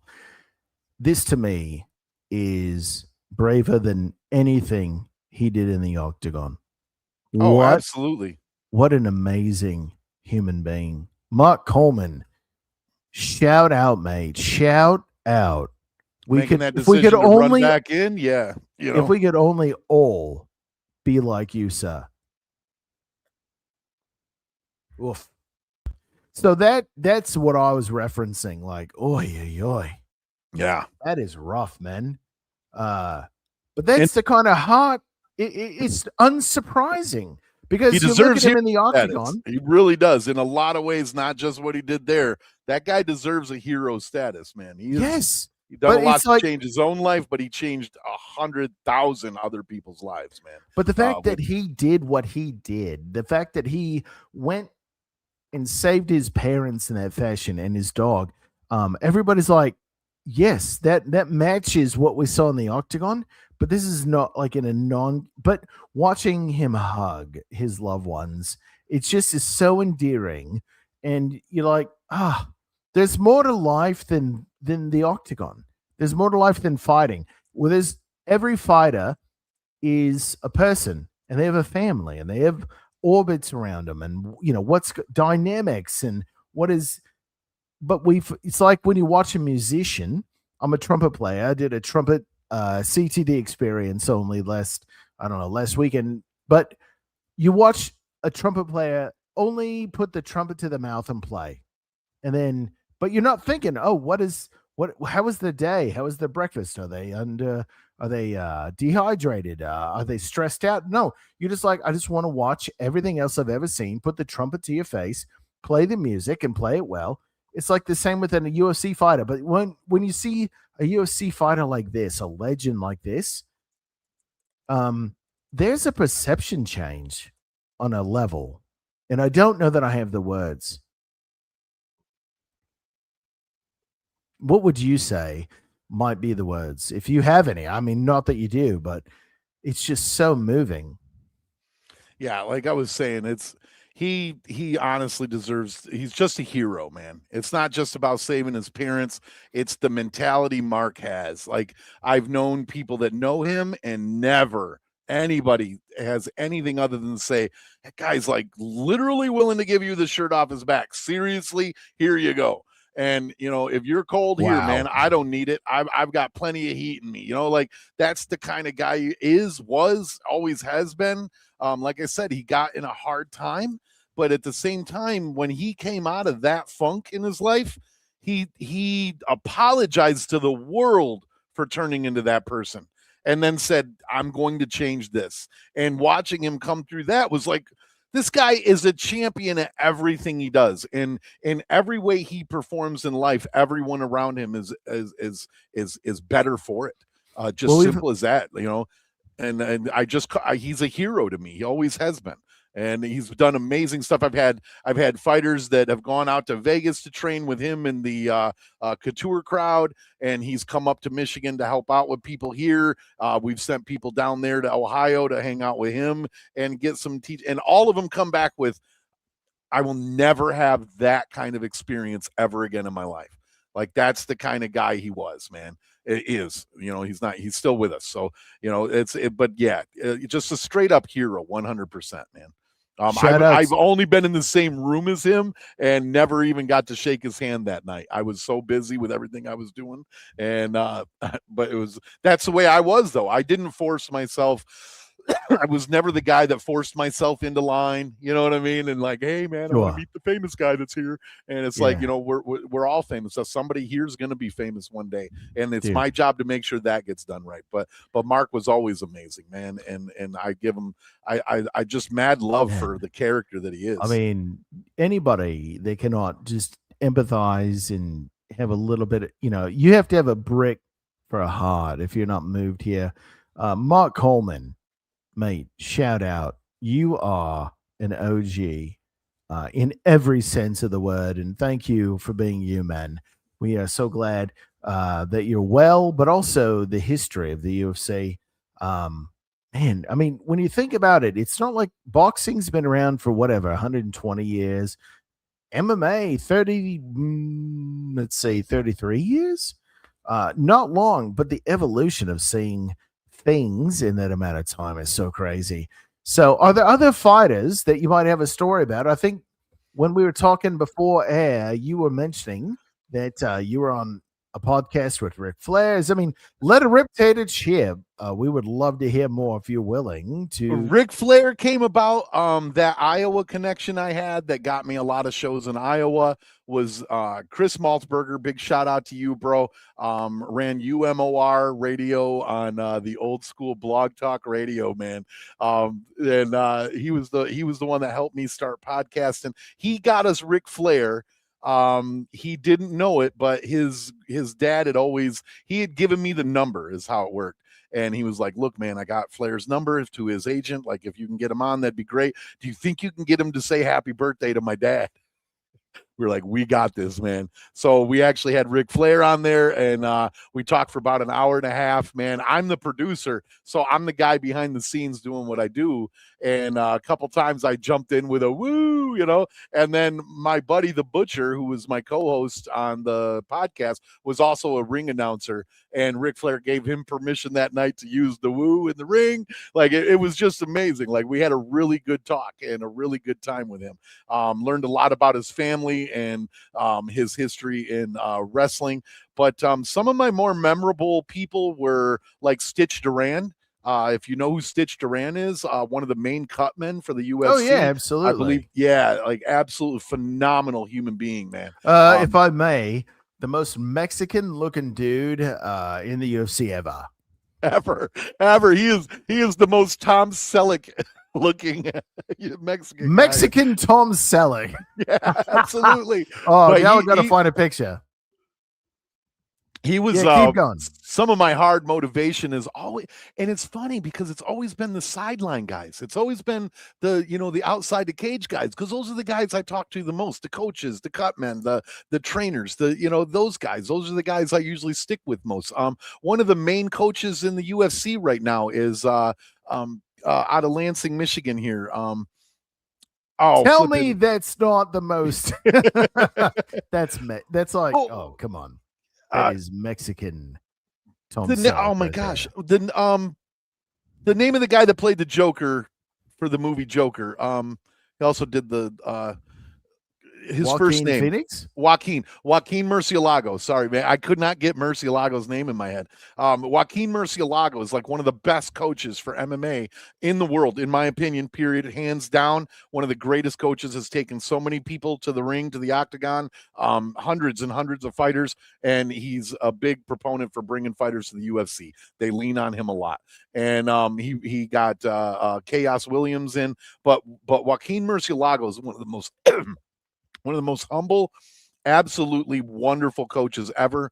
Doc that worked for him, taught me so much stuff about boxing and hand control. And it's like those are the people that you really remember. The fighters are busy, man. You know what I mean? The fighters are busy. They got a lot going on, but you get a lot more time with the coaches and the sideline people, you know, and stuff like that. Like even the ring girls, you know, like I remember my ex-wife used to think, you saw me in the ring. I was a pretty fat middle-aged guy, you know what I mean? Pretty fat 30-year-old, 38-year-old. And she'd think, oh, you know, are you messing around? You know, she'd think I was messing around with ring girl. I'm like, honey, there's 45 fighters here who completely fit physical. I'm not messing around with ring girls. I talk to them because it's fun to get these side interviews. You know what I mean? And a lot of my better interviews on like my glove series, if you type in fight.tv glove series, because it's Fight TV now, it's not ACS Live anymore, but you could still type in acslive.tv glove series and you'll see a lot of interviews I have. There's a lot with fighters, but mostly with coaches.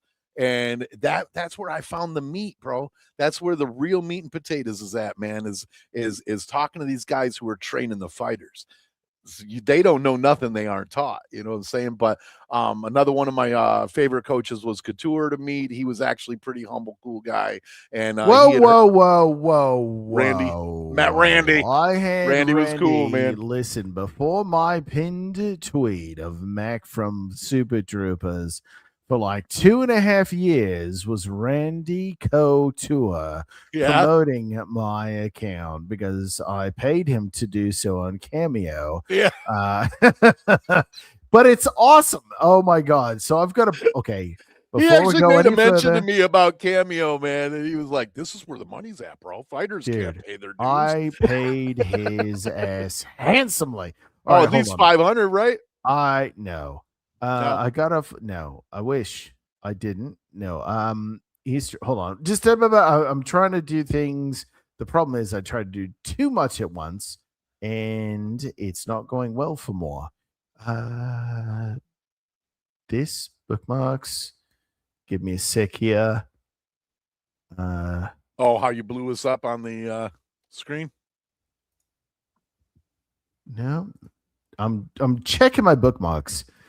I thought I'd had it all good to go, but apparently I did not.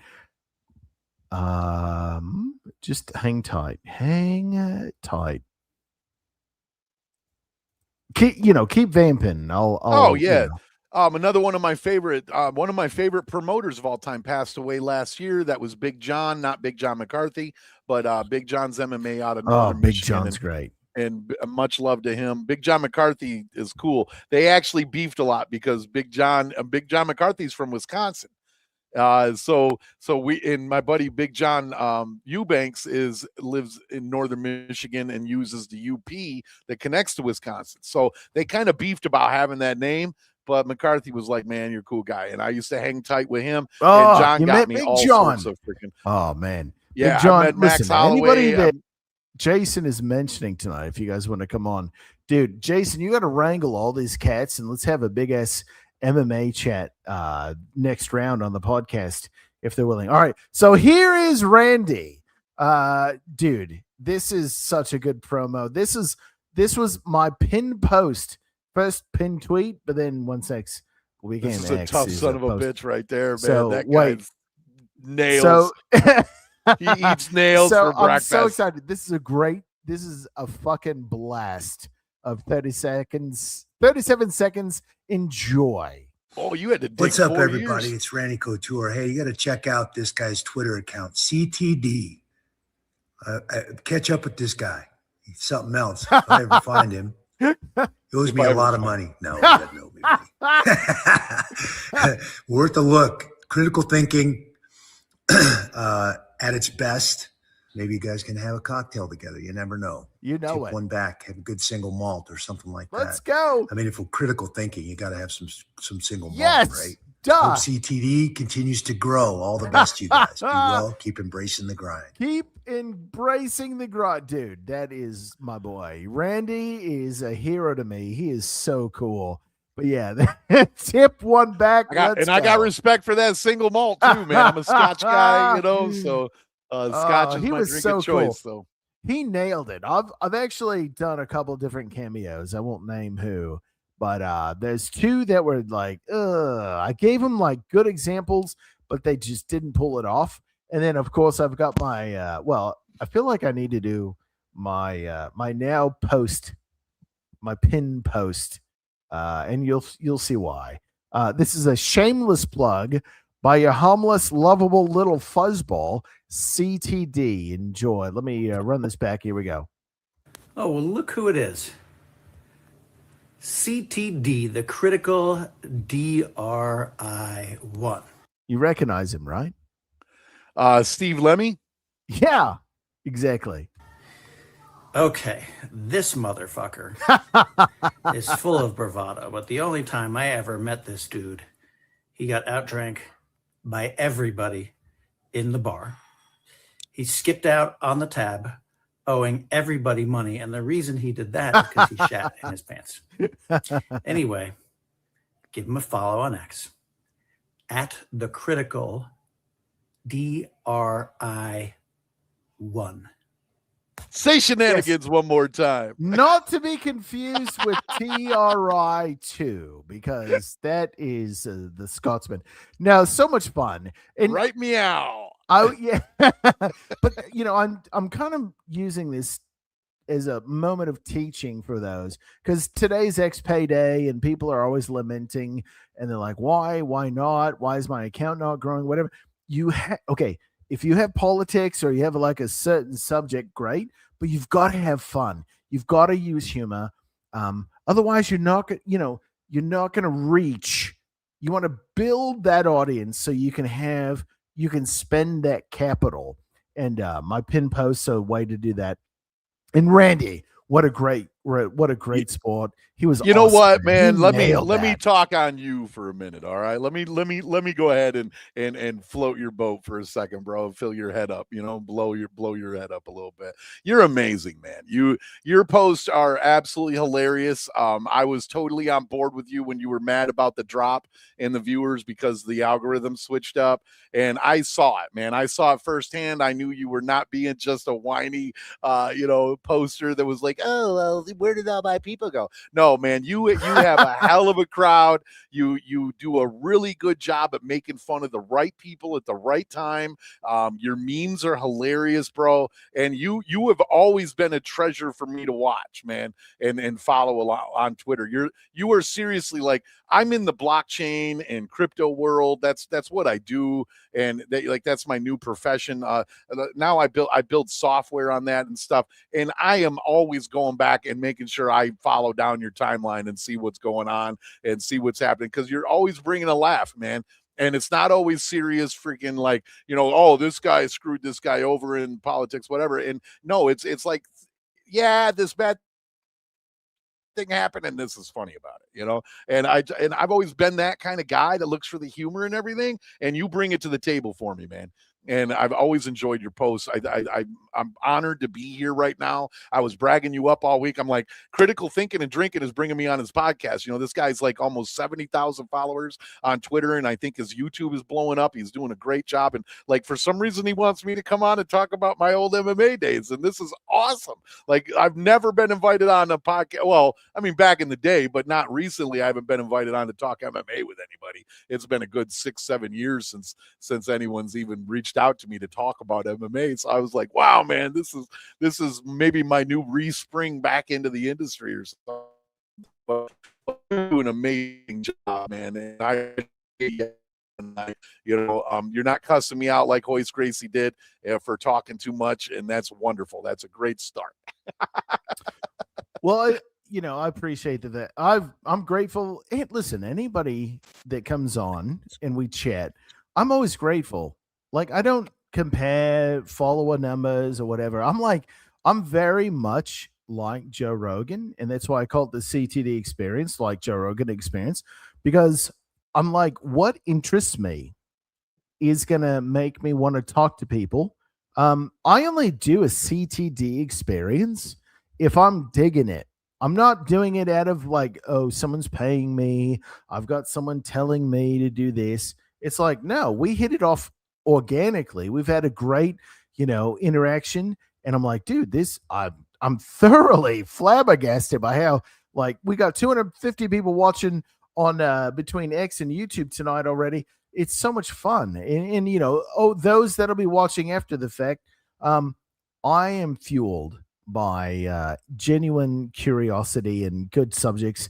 And MMA, I got to say, between, you know, it's a huge subject for me. I watched when I want to say it's early 2000s. So I went to Blockbuster and I rented the early UFCs before Zuffa. And then I got to say the golden age to me is 2005 to 2015. After that, it gets better, but like Chuck the Iceman Liddell, you've got Rich Franklin, you've got you name it. You've got all these people that are just Brock Lesnar, Heath Herring, you know, you name it. This one we're all interested in. We're both coming together. I'm a fan. You've lived the industry, and here we get to have a conversation and pick your brain and introduce a little bit of my enthusiasm, which is really fun. You can hear me still, right? Lima Charlie, it's not the mic in front of your face, though, I don't think. No, it's my word is. We're getting a I'll little just bit fill of everybody in. I brought my old school gear. I brought my ringside sound gear. Like I was like, I'm going full MMA mode. So I brought my whole old soundboard and everything to do this right. Hold on one sec. Do we need to take a break and you can try and replug things in? Because it's hard to hear you versus what we just saw. Is it? It is. It's yeah. So let's do this. It's fine. Dude, we're at 2 hours. We're at 2 hours of shit. It's time for another cover break. Oh my God. And listen, I got a good half hour left in me, bro. All right, another half hour. Fine and dandy. Let's take a break. You sort your shit out. And if I need to play the Let Loose twice, oh no, we hear an amazing song twice. It's only awesome, and everybody gets to benefit. So guys and gals, make sure to like and repost the stream on X. Advertise the YouTube link here. And if you talk in the comments, we're happy to bring it up. In the meantime, we will BRB. I'm here with Jason Mugg. We're having a great time talking MMA, and we'll be back at it here shortly. Put it in. It's almost done. What do I mean by that? Well, I mean your $2 to X, because this is one of the many songs I have on my subscribers on X. Let loose. Here we go. BRB.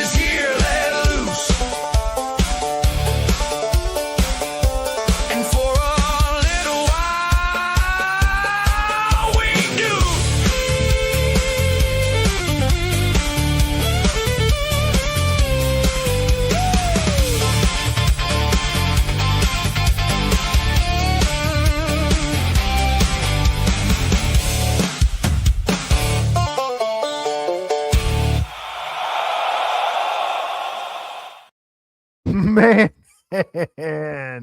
that is such a badass dude. I love what I do. I love that.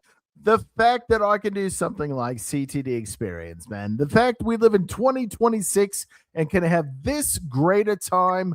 I'm here with Jason Mugg, the founder of ACSLive.tv. He sold it. If you've watched videos on Fight TV, if you haven't been a part of the stream or the podcast episode so far, this guy knows more about MMA than you've forgotten.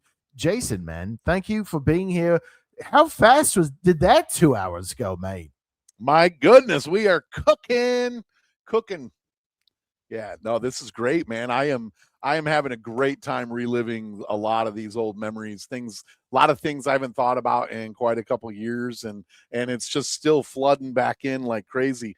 Like that link that I just sent you, we were talking about the name Big John, and Big John did a speech in back behind the scenes in that one right there. That's Big John's MMA. That's a double knockout, man. That is absolutely one of the best double knockouts ever. We're talking 2 leaning towers of Pisa, just and then they both. This is your favorite match, right? Or is the one before this? Ever. They were brutal, and the way they came in and hit each other on that double knockout, like that was it. Game over, dude. It was great, man. Go ahead and move that ahead.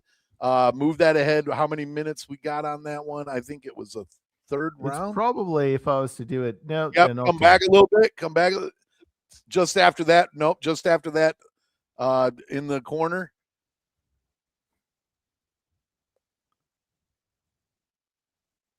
Oh, so this is not the double knockout. No, go move forward a little bit. Come forward. Yep, just after this round. Go ahead. And they called the round. Okay. Yeah, that's the round. Now move ahead just a bit. Like follow your cursor. You'll see. Go ahead, move. Follow your cursor. You'll see the video. Yep, that right before there. Yep, right here, man. This is amazing. Turn that volume on. You want to hear this? Boss. The crowd matters.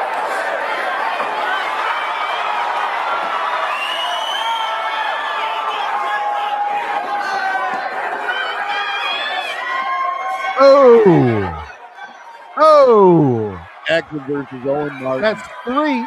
Right there. Oh. Whoa. He's done. That's Jay Jackson right there. Owen Martin in the white trunk. They both clean that ref called it right there. That's the dark horse right there, man. Shepard. He was a pro fighter too, that referee. Great guy, excellent guy. There's Sheena Brandenburg down there getting hugged. Sheena Brandenburg is a bare knuckle boxer as well as MMA fighter. Just got done with a little stint in the pen for running a motorcycle over. I gotta say, let's be honest. Bare knuckle boxing is when you're done in the MMA world, that's where you go. Yep. One of my conspiracy podcast hosts, John Chalbeck. He's actually a bare knuckle, a BKFC fighter, and he did amazing. That guy does challenges and crap that you wouldn't believe. Like he'll challenge anyone to keep your foot. It's beautiful. Both of you put your foot inside of a tire, right? Put a tire on the ground, and he'll challenge anybody for $100 that they can't land a punch on him. But both of you got to keep your foot inside of that tire, so you can't back up, move around, nothing. You kind of a gimmick. Yeah, kind of, but he's amazing. The guy is fast as lightning. But yeah, the bare knuckle fighting championship has brought in so many. And we use the word washed up, just fighters that are beyond going big time pro in like UFC or anything. They're in the sunset career opportunity. That's a good word. Sunset career. Yeah. That's beautiful. I just want to run back these 3 knees. Just 1 sec, mate. Uno, dos, and he's fucking Trace. Oh my God. That's wild. Again, that goes back to I respect everyone. Amazing. Everyone that steps into the octagon or a ring. You are putting your health on the line. Let's take your fight. Oh, these guys are, not as thin and trim as, like fighters in their prime and UFC. They have gone into the ring and put themselves into harm's way. I'm going to respect the shit out of that over anybody that's going to armchair quarterback that. I'm going to body slam them in the comments because there's no respect and I can't abide it. Well, I don't know how many times, man. I mean, without no bragging, no nothing, man. We've been sitting in the bar after an event. You know what I mean? And here comes the armchair guys that were in the audience. Oh my God. And they see us sitting around having, and they notice one of the fighters that they thought did really crappy and he could have done better. And always, man, the mosquito shows up. And here's the mosquito. Meh, meh, meh, you should have, you should have. And then it usually turns into like that guy saying, I could kick your ass. And you don't start a fight with a man who has cauliflower ear. Yeah. Ever. Like no, but don't, you can do you can do anything once, eh? All right. Yeah. So I know I've only got you for another 25 minutes. Right. So the thing about MMA, there's 1,000 different directions you can go, right? And we can do that in another time. What I want to do is talk about something that I am passionate about, and I fucking hate about MMA, which is weight cutting. I've got a top 5 worst weight cuts video we're going to watch. I'm going to preface it with there was a guest on Joe Rogan that recently said everything I've said and thought for 10 years. Make the make the weigh-ins the day of the fight because no one is going to cut unnecessary weight. And if they do, they're going to get their head chopped off in their match. And they'll learn how much you can gain back in 24 hours, man. Give it, 3 UFCs, and you're going to have fighters go, oh, fuck, I'm just going to weigh what I need to weigh. I'm not going to cut 20 pounds, 30 pounds to weigh this for 5 seconds and then reinflate. It is such a dangerous thing, but it's also like this thing. It's as Joe Rogan says, it is sanctioned cheating. It's sanctioned cheating. You wouldn't believe the things I've seen after weigh-ins, man. I'm talking fighters. So hold on. Can I ask you to hold on to that? Can I ask you to hold on? Can I ask you to hold on to that? Oh yeah. Because I think let's watch these fighters struggle, and then you talking about it will have a greater impact. I want my guests to have the best impact possible. So if that's cool with you, let's rock. Yeah. Run it. Run that beautiful bean footage. Listen, I'm here to make you shine, mate. All right, here we are. Top 5 most dangerous weight cuts in UFC history. Ooh, here we go. Number 5, Yoel Romero. And we'll skip through. 5. Yoel Romero, UFC 225. Yoel Romero, otherwise known as the Soldier of God, is the number 4 ranked contender in the middleweight division and is best known for ruthless knockout power and his 2 wars with former champion Robert Whittaker. In his second matchup with Whittaker at UFC 225, Romero looked gaunt and ghost-like on the scale. He initially missed weight by 1 pound. I mean, let's be honest. These guys are being handheld out. He dropped trowel. He's butt naked behind the towel. Like every ounce. I wouldn't be surprised if he had a Playboy in the back, cranked one out just to make weight.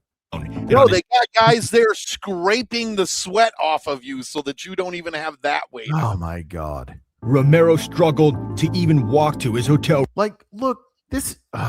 fucking yourself, man. A scary sight for all MMA fans. Romero also missed weight in his second attempt, coming in at 185.2 pounds, just 0.2 pounds over the required weight. The commission stepped in and prevented the severely depleted Romero from continuing the cut and stripping him of his chances to win the middleweight title. Wait, they over 0.2? I thought it was like 2 pounds, not 0.2. The rules are the rules, man. No shit. Yeah. Yoel has expressed a desire to compete in the light heavyweight, and many fans agree that would be a good idea, as at the age of 42, the weight cut is only going to get harder. Number 4, Khabib Nurmagomedov. Oh man, here we go. UFC 209.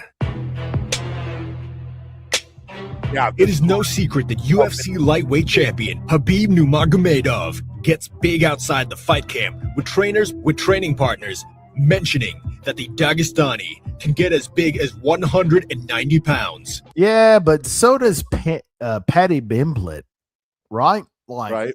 come on. Okay, outside of camp, you balloon up, but if you got to, prepare your body, you go down. I don't see what the problem is. I think it's people that are pissed they can't lose weight. At UFC 209, Khabib was scheduled to take on Tony Ferguson in what has now become the most cursed matchup in MMA history. On the morning of the weigh-in, the Eagle was rushed to the hospital after suffering dehydration and intense liver pain, and the fight had to be scrapped. This was not the first time. I remember that. Do you remember that? Yeah, I do, man. Dude. Matter of fact, as well as the Yoel one got a big conversation out of a lot of us on the weight cuts. Bro. But Khabib I'm not saying he was doing it wrong. The whole dehydration thing and the liver problem is it's the protein intake, it's the lack of the food intake while you're cutting and not having we know the right hydration, but he was doing something else, man. I think if you're going to lose 5 pounds of water, cool. You can go in a sauna, pop out, Bob's your uncle, good to go. But again, garbage bag, baby. Garbage bag runs, man. Garbage bag quarter miles. That's how you do it. If your fight is Saturday night and they weigh you in Saturday morning, awesome. Don't be dehydrated 20 pounds. Be 5, drink, Gatorade, have a meal, you're fucking back at it. I think that is the natural way to dissuade fighters from doing this because they're putting their health in danger, right? Like organs are failing. What the fuck are we doing here? Organs are failing. Shouldn't have been, bro. You gotta bring this. This isn't Khabib's fault, man. This guy is a guy that does what he's told. Okay, this is a fighter that does. I got it. To do. But what I'm saying is, led him down a weight loss path that wrecked him, and it wrecked him for I think a good half a year before he fully recovered from that weight loss. And that's a tragedy, which I'm saying, and I advocate for same day weigh-ins. Same day. Okay, you rehydrate 5 pounds max, you're good. If you don't, right? Oh, I'm going to dehydrate, I'm going to fast, and I'm not going to eat. I'm going to come in 25 pounds under my walk around weight 25, 30 hours ago. Well, you're going to get your ass beat in the cage. It'll take 1 or 2 maybe 3 pay-per-views for people to figure that out. It's like, oh, maybe I shouldn't do that. Maybe I should be at the weight I should fucking be at. Now, I also agree from the JRE podcast where they talked about this in depth recently. They need to add weight classes, right? 125, 135, 145, 155. Ready for this? 165, 175, 185, 195, 205. Like, you need to. It's time to reinvigorate. The sport. It's time to retool classes, and it stretches the industry out too much. That's what Dana was most worried about with that. It stretches the industry out and removes a lot of competitors, and that was one of the big things Dana was. I disagree. You think so? And think it'll invite more fighters. I think more people will be like, "Oh, I can do that." I honestly do. And then like 205, but then 225. But then I agree there should be a super heavyweight. You're gonna go against John Jones at 205, bro? Let's go 250 plus, and you're on your fucking own. Like, let's go. Let's get 8 foot, basketball player, 400 pound. Right. But like, let's go. Listen, if you're the baddest man on the planet, but you can't make 265 because you're too heavy? Are you being, who's to say the current baddest men on the planet, the heavyweight, can't beat you? Like, I think there's limitations. Though, it's time for restructuring. It's time for restructuring. On that mental thought and that pathway of thinking, bro, like in the amateur world, we weren't pushing the kids to drop as low as they could get. The common goal was, what do you plan on fighting at if you go pro? What makes you comfortable in your weight? And that's what a lot of the coaches did around just the amateur world, and a lot of the lower tier pros. They were just like, hey man, we're not all about like pushing our guys to, lose 40 pounds to get in the cage for a 270 or a 175 match, 180, 85, excuse me. But, and then they end up weighing 205 by the time they get back in the cage. Yeah. Most of our young guys were kept inside of their comfortable weight range. They weren't allowed to go deep. But like I was telling you earlier, I ran into a couple events where there was, and I'm not going to name the organization, but they were in the back with medics that were jamming kids with freaking IVs and just pumping them full right then. As soon as they walk off the scale, they're pumped full of IVs. And it's like, why are you doing and this? IVs in the UFC were made illegal. This you're eliminating, objectively, I think people, if you're to hear what I'm saying, Bjorn Rebney, why that finally came to my head, Bellator. Bjorn. I really think it makes sense, right? Like I think it's logical. In the amateur, you're like, what weight do you really think? But then when you go pro, like chuck them into, okay, you weigh 215, okay? Let's just hypothetically. Are you going to fight at 205 or 185?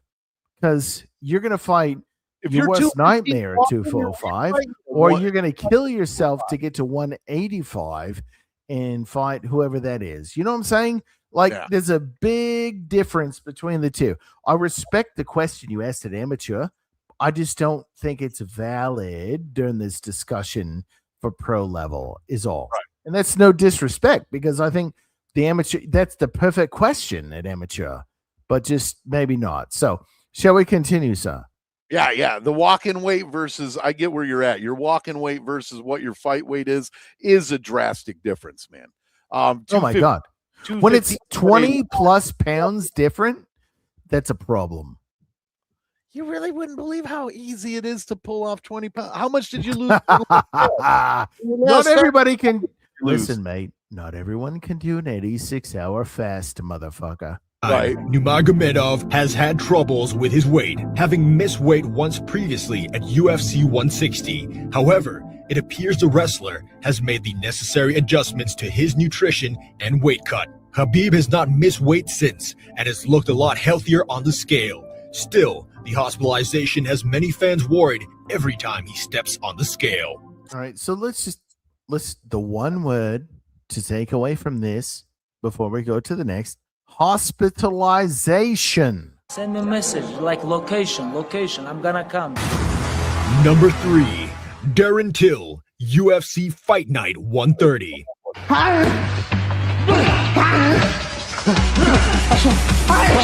Darren Till is a huge fighter. His coaches and teammates estimate when out of camp, he walks around at 210 pounds. A large out-of-camp weight for a middleweight fighter, let alone when he was competing. So 210 walk around, middleweight is 180 fucking 5.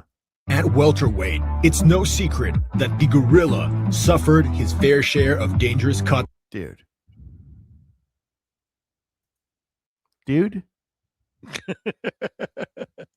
But again, I gotta tell you, man, see that kid? No, stop right there, dude. You see the muscle mass on him? Like, yeah, amazing fighter at UFC 130.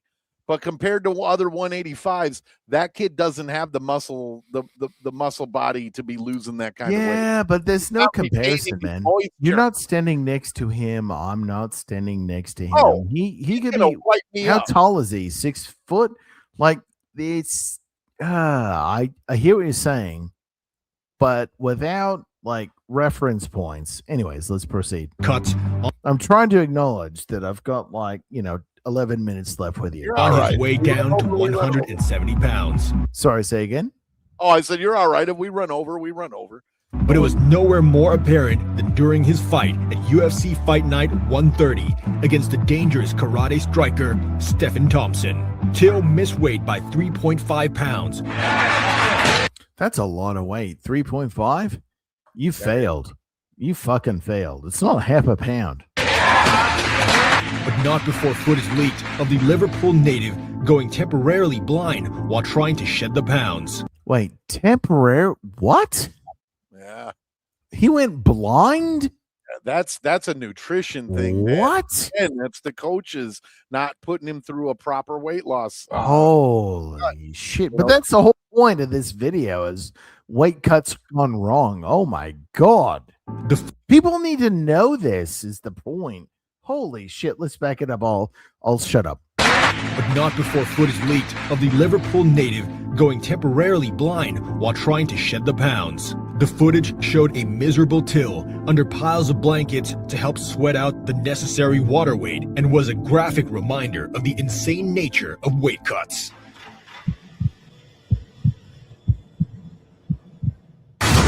Number 2. Jesus. Conor McGregor, UFC. This must be where he made 145. He looks like the mummy. 194. But he fucking did it in spectacularly. He did it. There's no horror story. It's just like, ooh, when you look at him, you're like, God.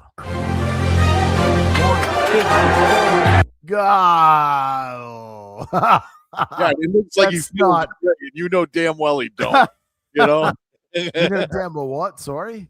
Oh, I said it. He looks like he feels great, but you know damn well he don't. You know? Oh no, there's no joy. The only joy in this is him weighing in at the weight and then the crowd roaring, and then instantly, make no mistake, the dopamine hit from his brain releasing into his body has everything to do into the stare. So let's do it. With that understanding, let's rock UFC 194. So you see, like, he initially does it, then it's like, oh shit, everyone's responding. Look, watch. 4. Oh shit, I'm gonna flex, and then everyone's on their feet, and he goes bonkers. When Conor McGregor stormed his way up the featherweight rankings on his journey to winning his first world title, fans were constantly reminded of just how dangerous extreme weight cutting is, with a grossly depleted and malnourished McGregor stepping on. So let me ask you this. You've mentioned to me off of this podcast, you've seen fighters fasting, weight cutting. What are people like him or him doing, right? Like, what is so, like, again, respecting your time, what are you seeing that they're doing to get to this level of the weight cut itself? Yes. I mean, again, it'll depend on the coach, but the majority of it, crap load of just sweating it out, man. That's where the water weight. Yeah. You're wearing trash bags. You're literally putting on trash bags first. Okay, first. That's what's against your skin. Then you're loading on hoodies, sweatpants, everything, and you're going for a quarter-mile sprint. Then you're walking. Then as soon as coach says go, another quarter-mile sprint. You're doing that. They strip you down. They scrape the water off you. They throw new trash bags on. Throw your clothes. So that's what these MMA fighters are doing. A lot of it, yeah, man. It's basic, just bust ass and sweat it out. Some of it, none of it's chemical loss, man. If that's what you're looking for an answer, I swear to God, no. I'm not fishing, mate. I just remember in high school, it's hard work. I remember the wrestling team running around in, like, those trash bag suits. I'm not I promise I'm not fishing for anything. Okay, I'm just so asking. I'll tell you flat out then, bro. I've seen fighters who have been only allowed 1 glass of water a day. That's it. 1 8-ounce glass of water. How many days? in a 5, row? usually a 5-day cut. What? Yeah. No. Yep. 5 days before No. weigh-in, man, they go into extreme cut. No food, no water, no nothing. You get 1 glass of water a day, See, and you can this split that up so you can wet your mouth, but that is the only water you're getting all day is 1 bottle of water. And this is what I'm trying to fight all day. against. Huh? You know, I'm trying to fight against this. Make the weigh-ins the day of. You're going to fight at the weight class you should be. If you're not going to have the stamina against someone that is. You're going to get your teeth knocked out, and you're not like, right? So, for instance, 155 title fight, right? Oh, someone's coming down from 185 to make 155 versus Frankie Edgar, who, I don't know, walks around at 160. Yeah. He's going to lazily lose 5 pounds of water versus somebody that's like trying to drain 15 pounds, even, whatever. Who's going to have the advantage? I think you got to make it the day of. Early on, that's fine. Let them hydrate. You got to understand, though, man. Like McGregor, man, how long he's been training. Now, training isn't just learning how to throw a left hook, learning to not cross your feet, learning balance. It's also, hey, guess what? They throw in learning how to cut weight. They throw that in there. That is something you do. Sanctioned cheating, even mate. if you're not got a fight coming, coach will be like, all right, you're coming down 10 pounds this week. Just simple as that. You're all coming down 10 pounds this week. Everyone is going on weight cut. And then they all go through weight cut and then rehydration and then boom. Imagine if they didn't put their bodies through this and they learn could how just they're thrive. Their bodies, but the problem is their bodies can only do this for so long. If they were to, So, I mean, I think, let meritocracy win. Okay. If somebody wants to lose 25 pounds, if somebody wants to lose 3, the day of, let's see how the fight goes. My guess is within 2 to 3 fight UFCs, there's a new way to fucking do business. But let's it's finish. one of the bigger secrets inside the industry, bro. As far as like when I could approach a coach and say, "Hey, man, what's going on? How does the cut?"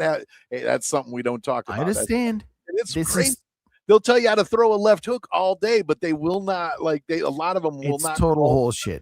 It's total horseshit. I remember Forrest Griffin would walk around at 235 and weigh in at 205. Total horseshit. That's all I'm saying. I don't think what I'm saying is controversial. I actually think what I'm saying is echoed by a lot of people. They just want, people to not die or come close to it. Here we go. Time and time again. No more was this more apparent than his title fight against Jose Aldo at UFC 194. With Aldo himself suffering from a huge weight cut, it was in no way comparable to the notorious one. McGregor was fuck. Bone thin and appeared fragile as he stepped on the scale, screaming. I will never advocate for this. Fucking ever. This is scary. At the camera with a haunting Sorry, go ahead. I feel for you on your thought on that, and I understand. I've seen enough of it to know that the majority of fighters are doing it right. I've seen fighters cramp up and fall down right at weigh-in, and that's it. You're carrying them out in a stretcher. But at the same time, I've seen fighters that handle it just fine. I disagree with your premise, mate. I don't think anyone that drops 15 to 20 pounds is doing quote unquote anything right. We may disagree, and that's okay. I respect your opinion. I just don't agree with it. That's all I'm saying. Right on. No, you're okay. I don't disapprove of your opinion. Haunting example of just how far these athletes are willing to go to obtain the advantage. Looking back, it is an even crazier weight cut, knowing the success Conor has had at both lightweight and welterweight, with most fans agreeing that it would not be healthy for McGregor to return to 145. If you like our videos, consider subscribing to our Instagram channel for daily motivation. Number 1. TJ Dillashaw, UFC Fight Night 143.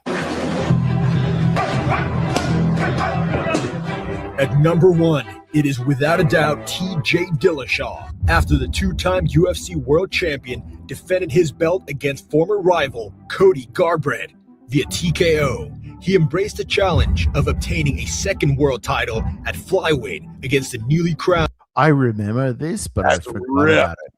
I forgot about this. Yeah. Fucking forgot about this. Ooh, boy. Henry Cejudo. Many experts and fans doubted TJ's chances of even making the required weight of 125, as Dillashaw was already shredded for all of his fights at bantamweight. But to the amazement of all, TJ was able to make 125 pounds, albeit looking like a man who had been marooned on an island for 2 months.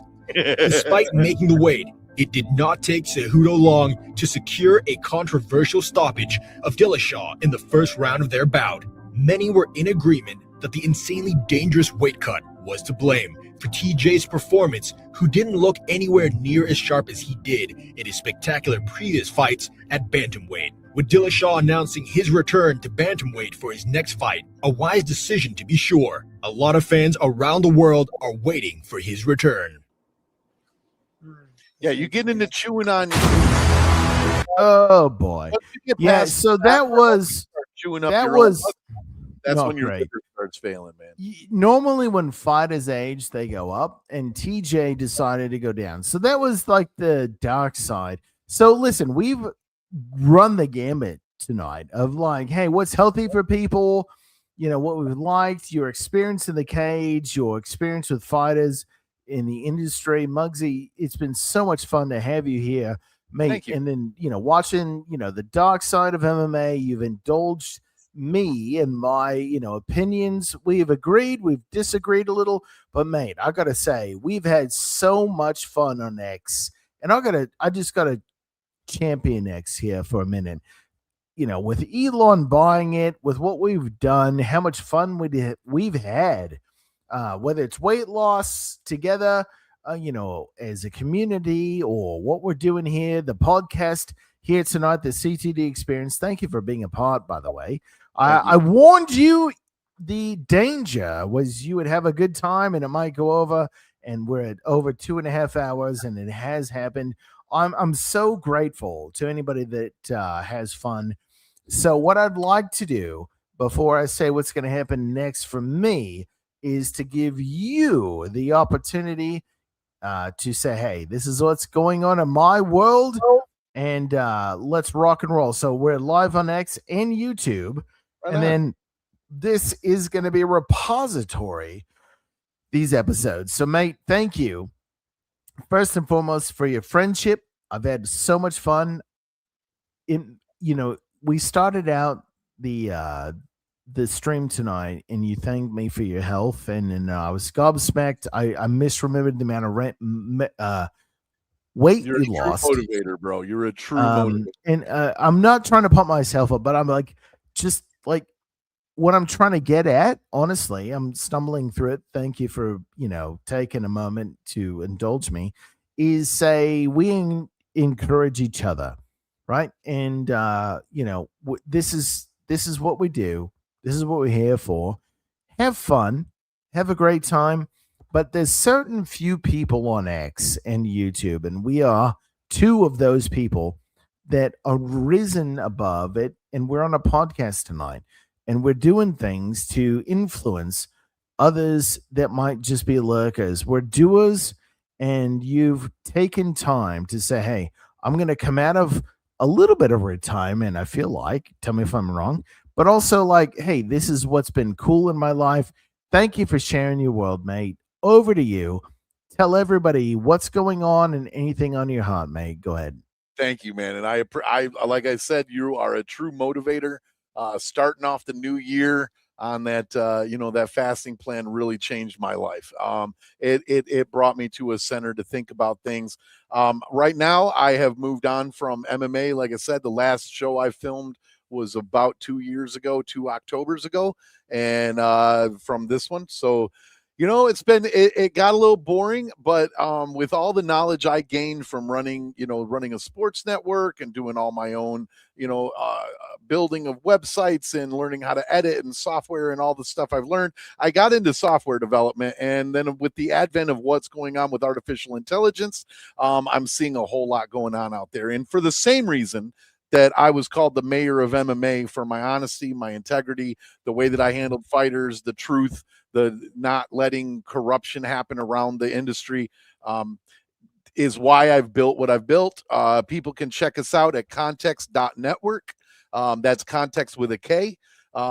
You guys go there.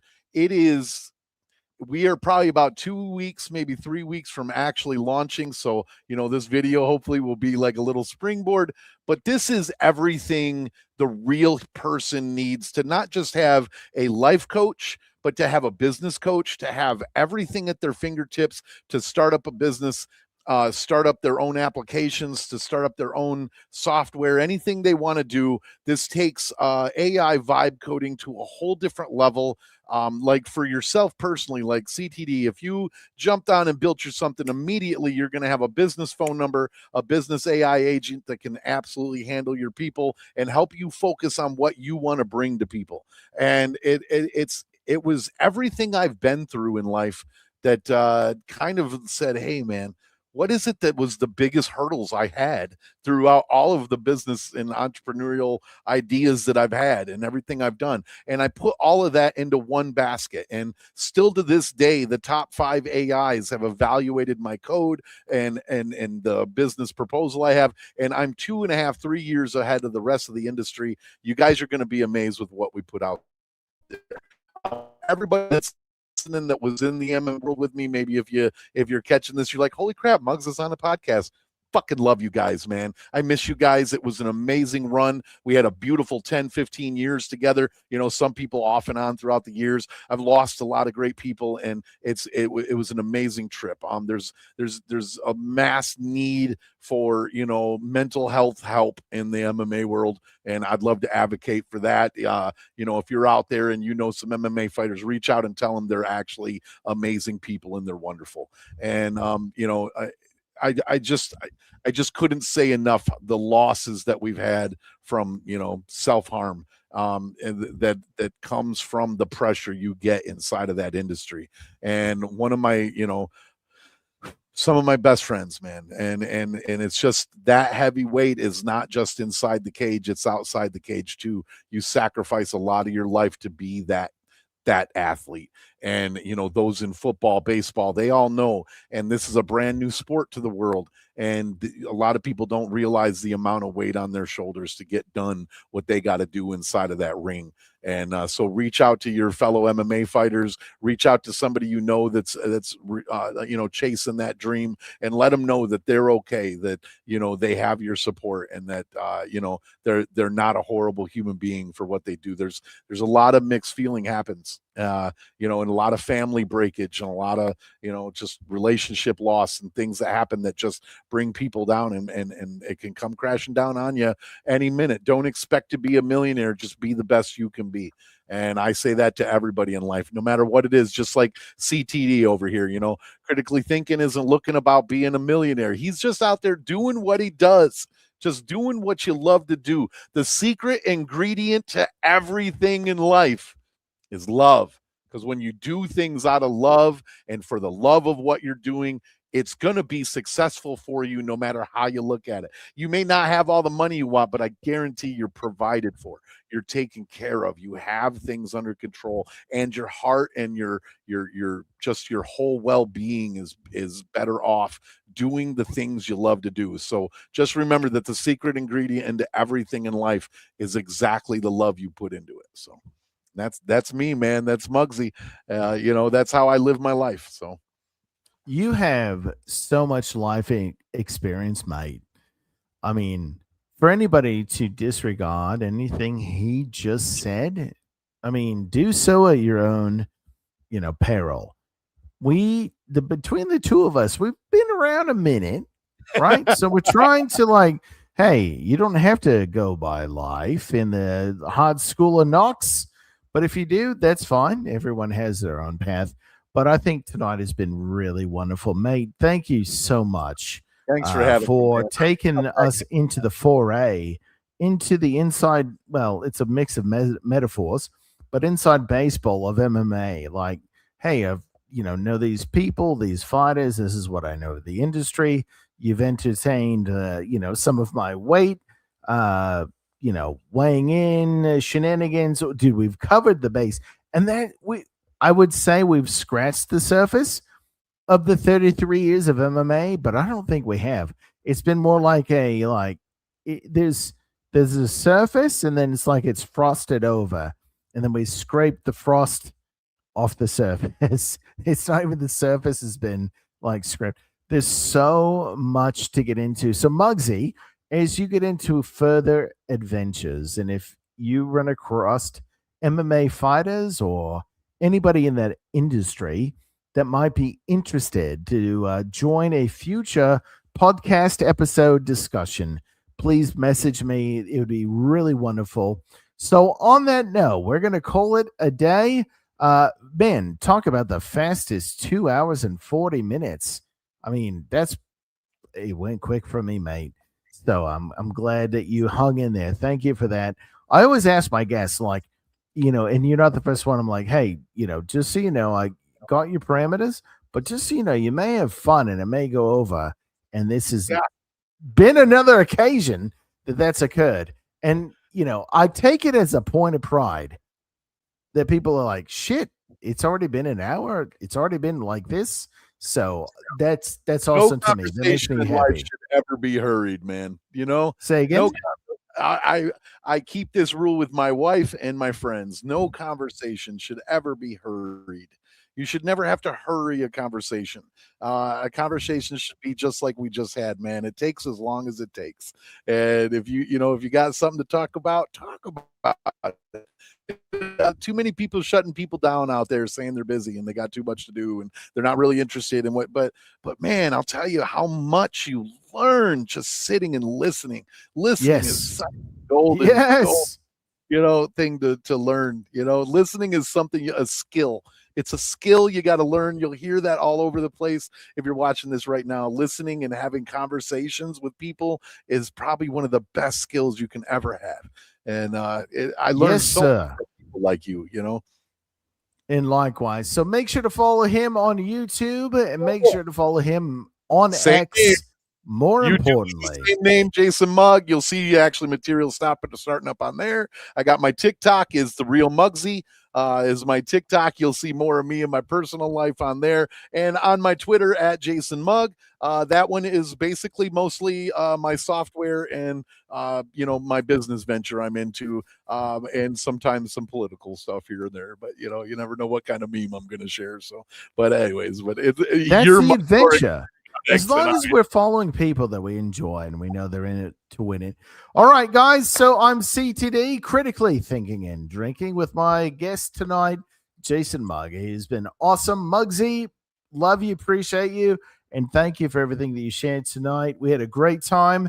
And everyone, tomorrow night, Saturday night, stand by for the promotion. We got like a crew. We got upwards of 10 people ready to rock and roll on 80s, 70s, and 80s TV show intros. And if I can talk Muggsy into it, we'll see if he'll be there. But hey, guys, have a great night. Love you. Mean it. We'll catch you on the flip side. I'm CTD. Follow me here on YouTube. Follow me here on X. Silver we have a Spoons, good time. best opening songs ever. Say again. Silver Spoons, Ricky Schroeder, best opening song ever. Right on, mate. And here's the best closing song, which is, hold on, it's my own tune I made off my album. Subscribe to me on X to get the whole album. $2, 8 quarters. Shit. I got my flow. Hold on. Last call. Thank God. Whoo. All right. Last call. Here we go. Muggsy, thanks again, everyone. Have a good night. Subscribe, like, and follow on X and on YouTube. Peace and hair grease. Bye-bye.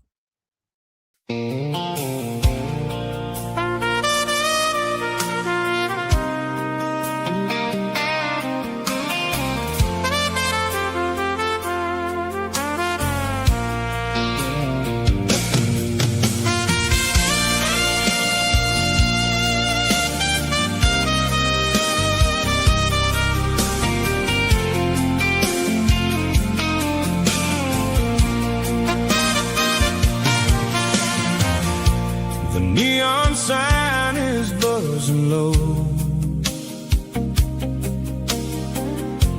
The bartender's ready to go. I'm sitting here with one last glass, watching the lonely hours pass. It's last call, yeah, the party's through. Just me and my memories of you. One more round for the road ahead, with all the words we never said.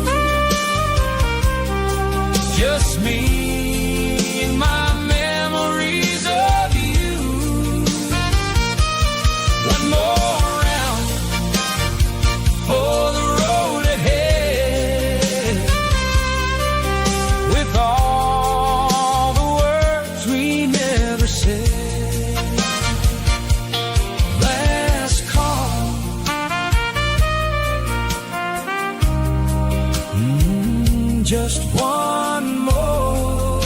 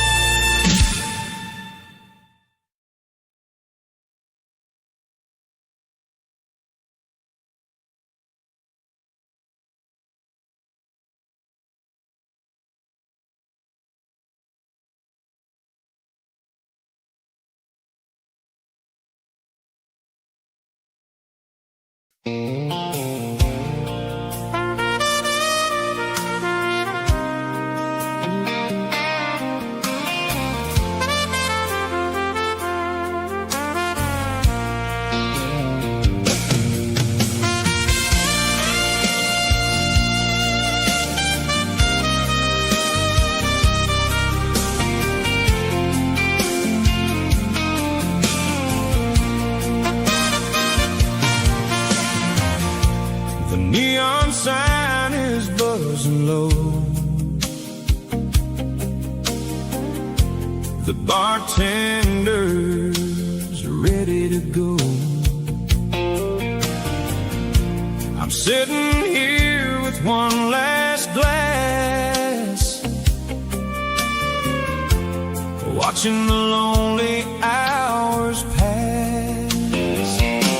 It's last call, yeah, the party's through. Just me and my memories of you. One more round for the road ahead, with all the words we never said.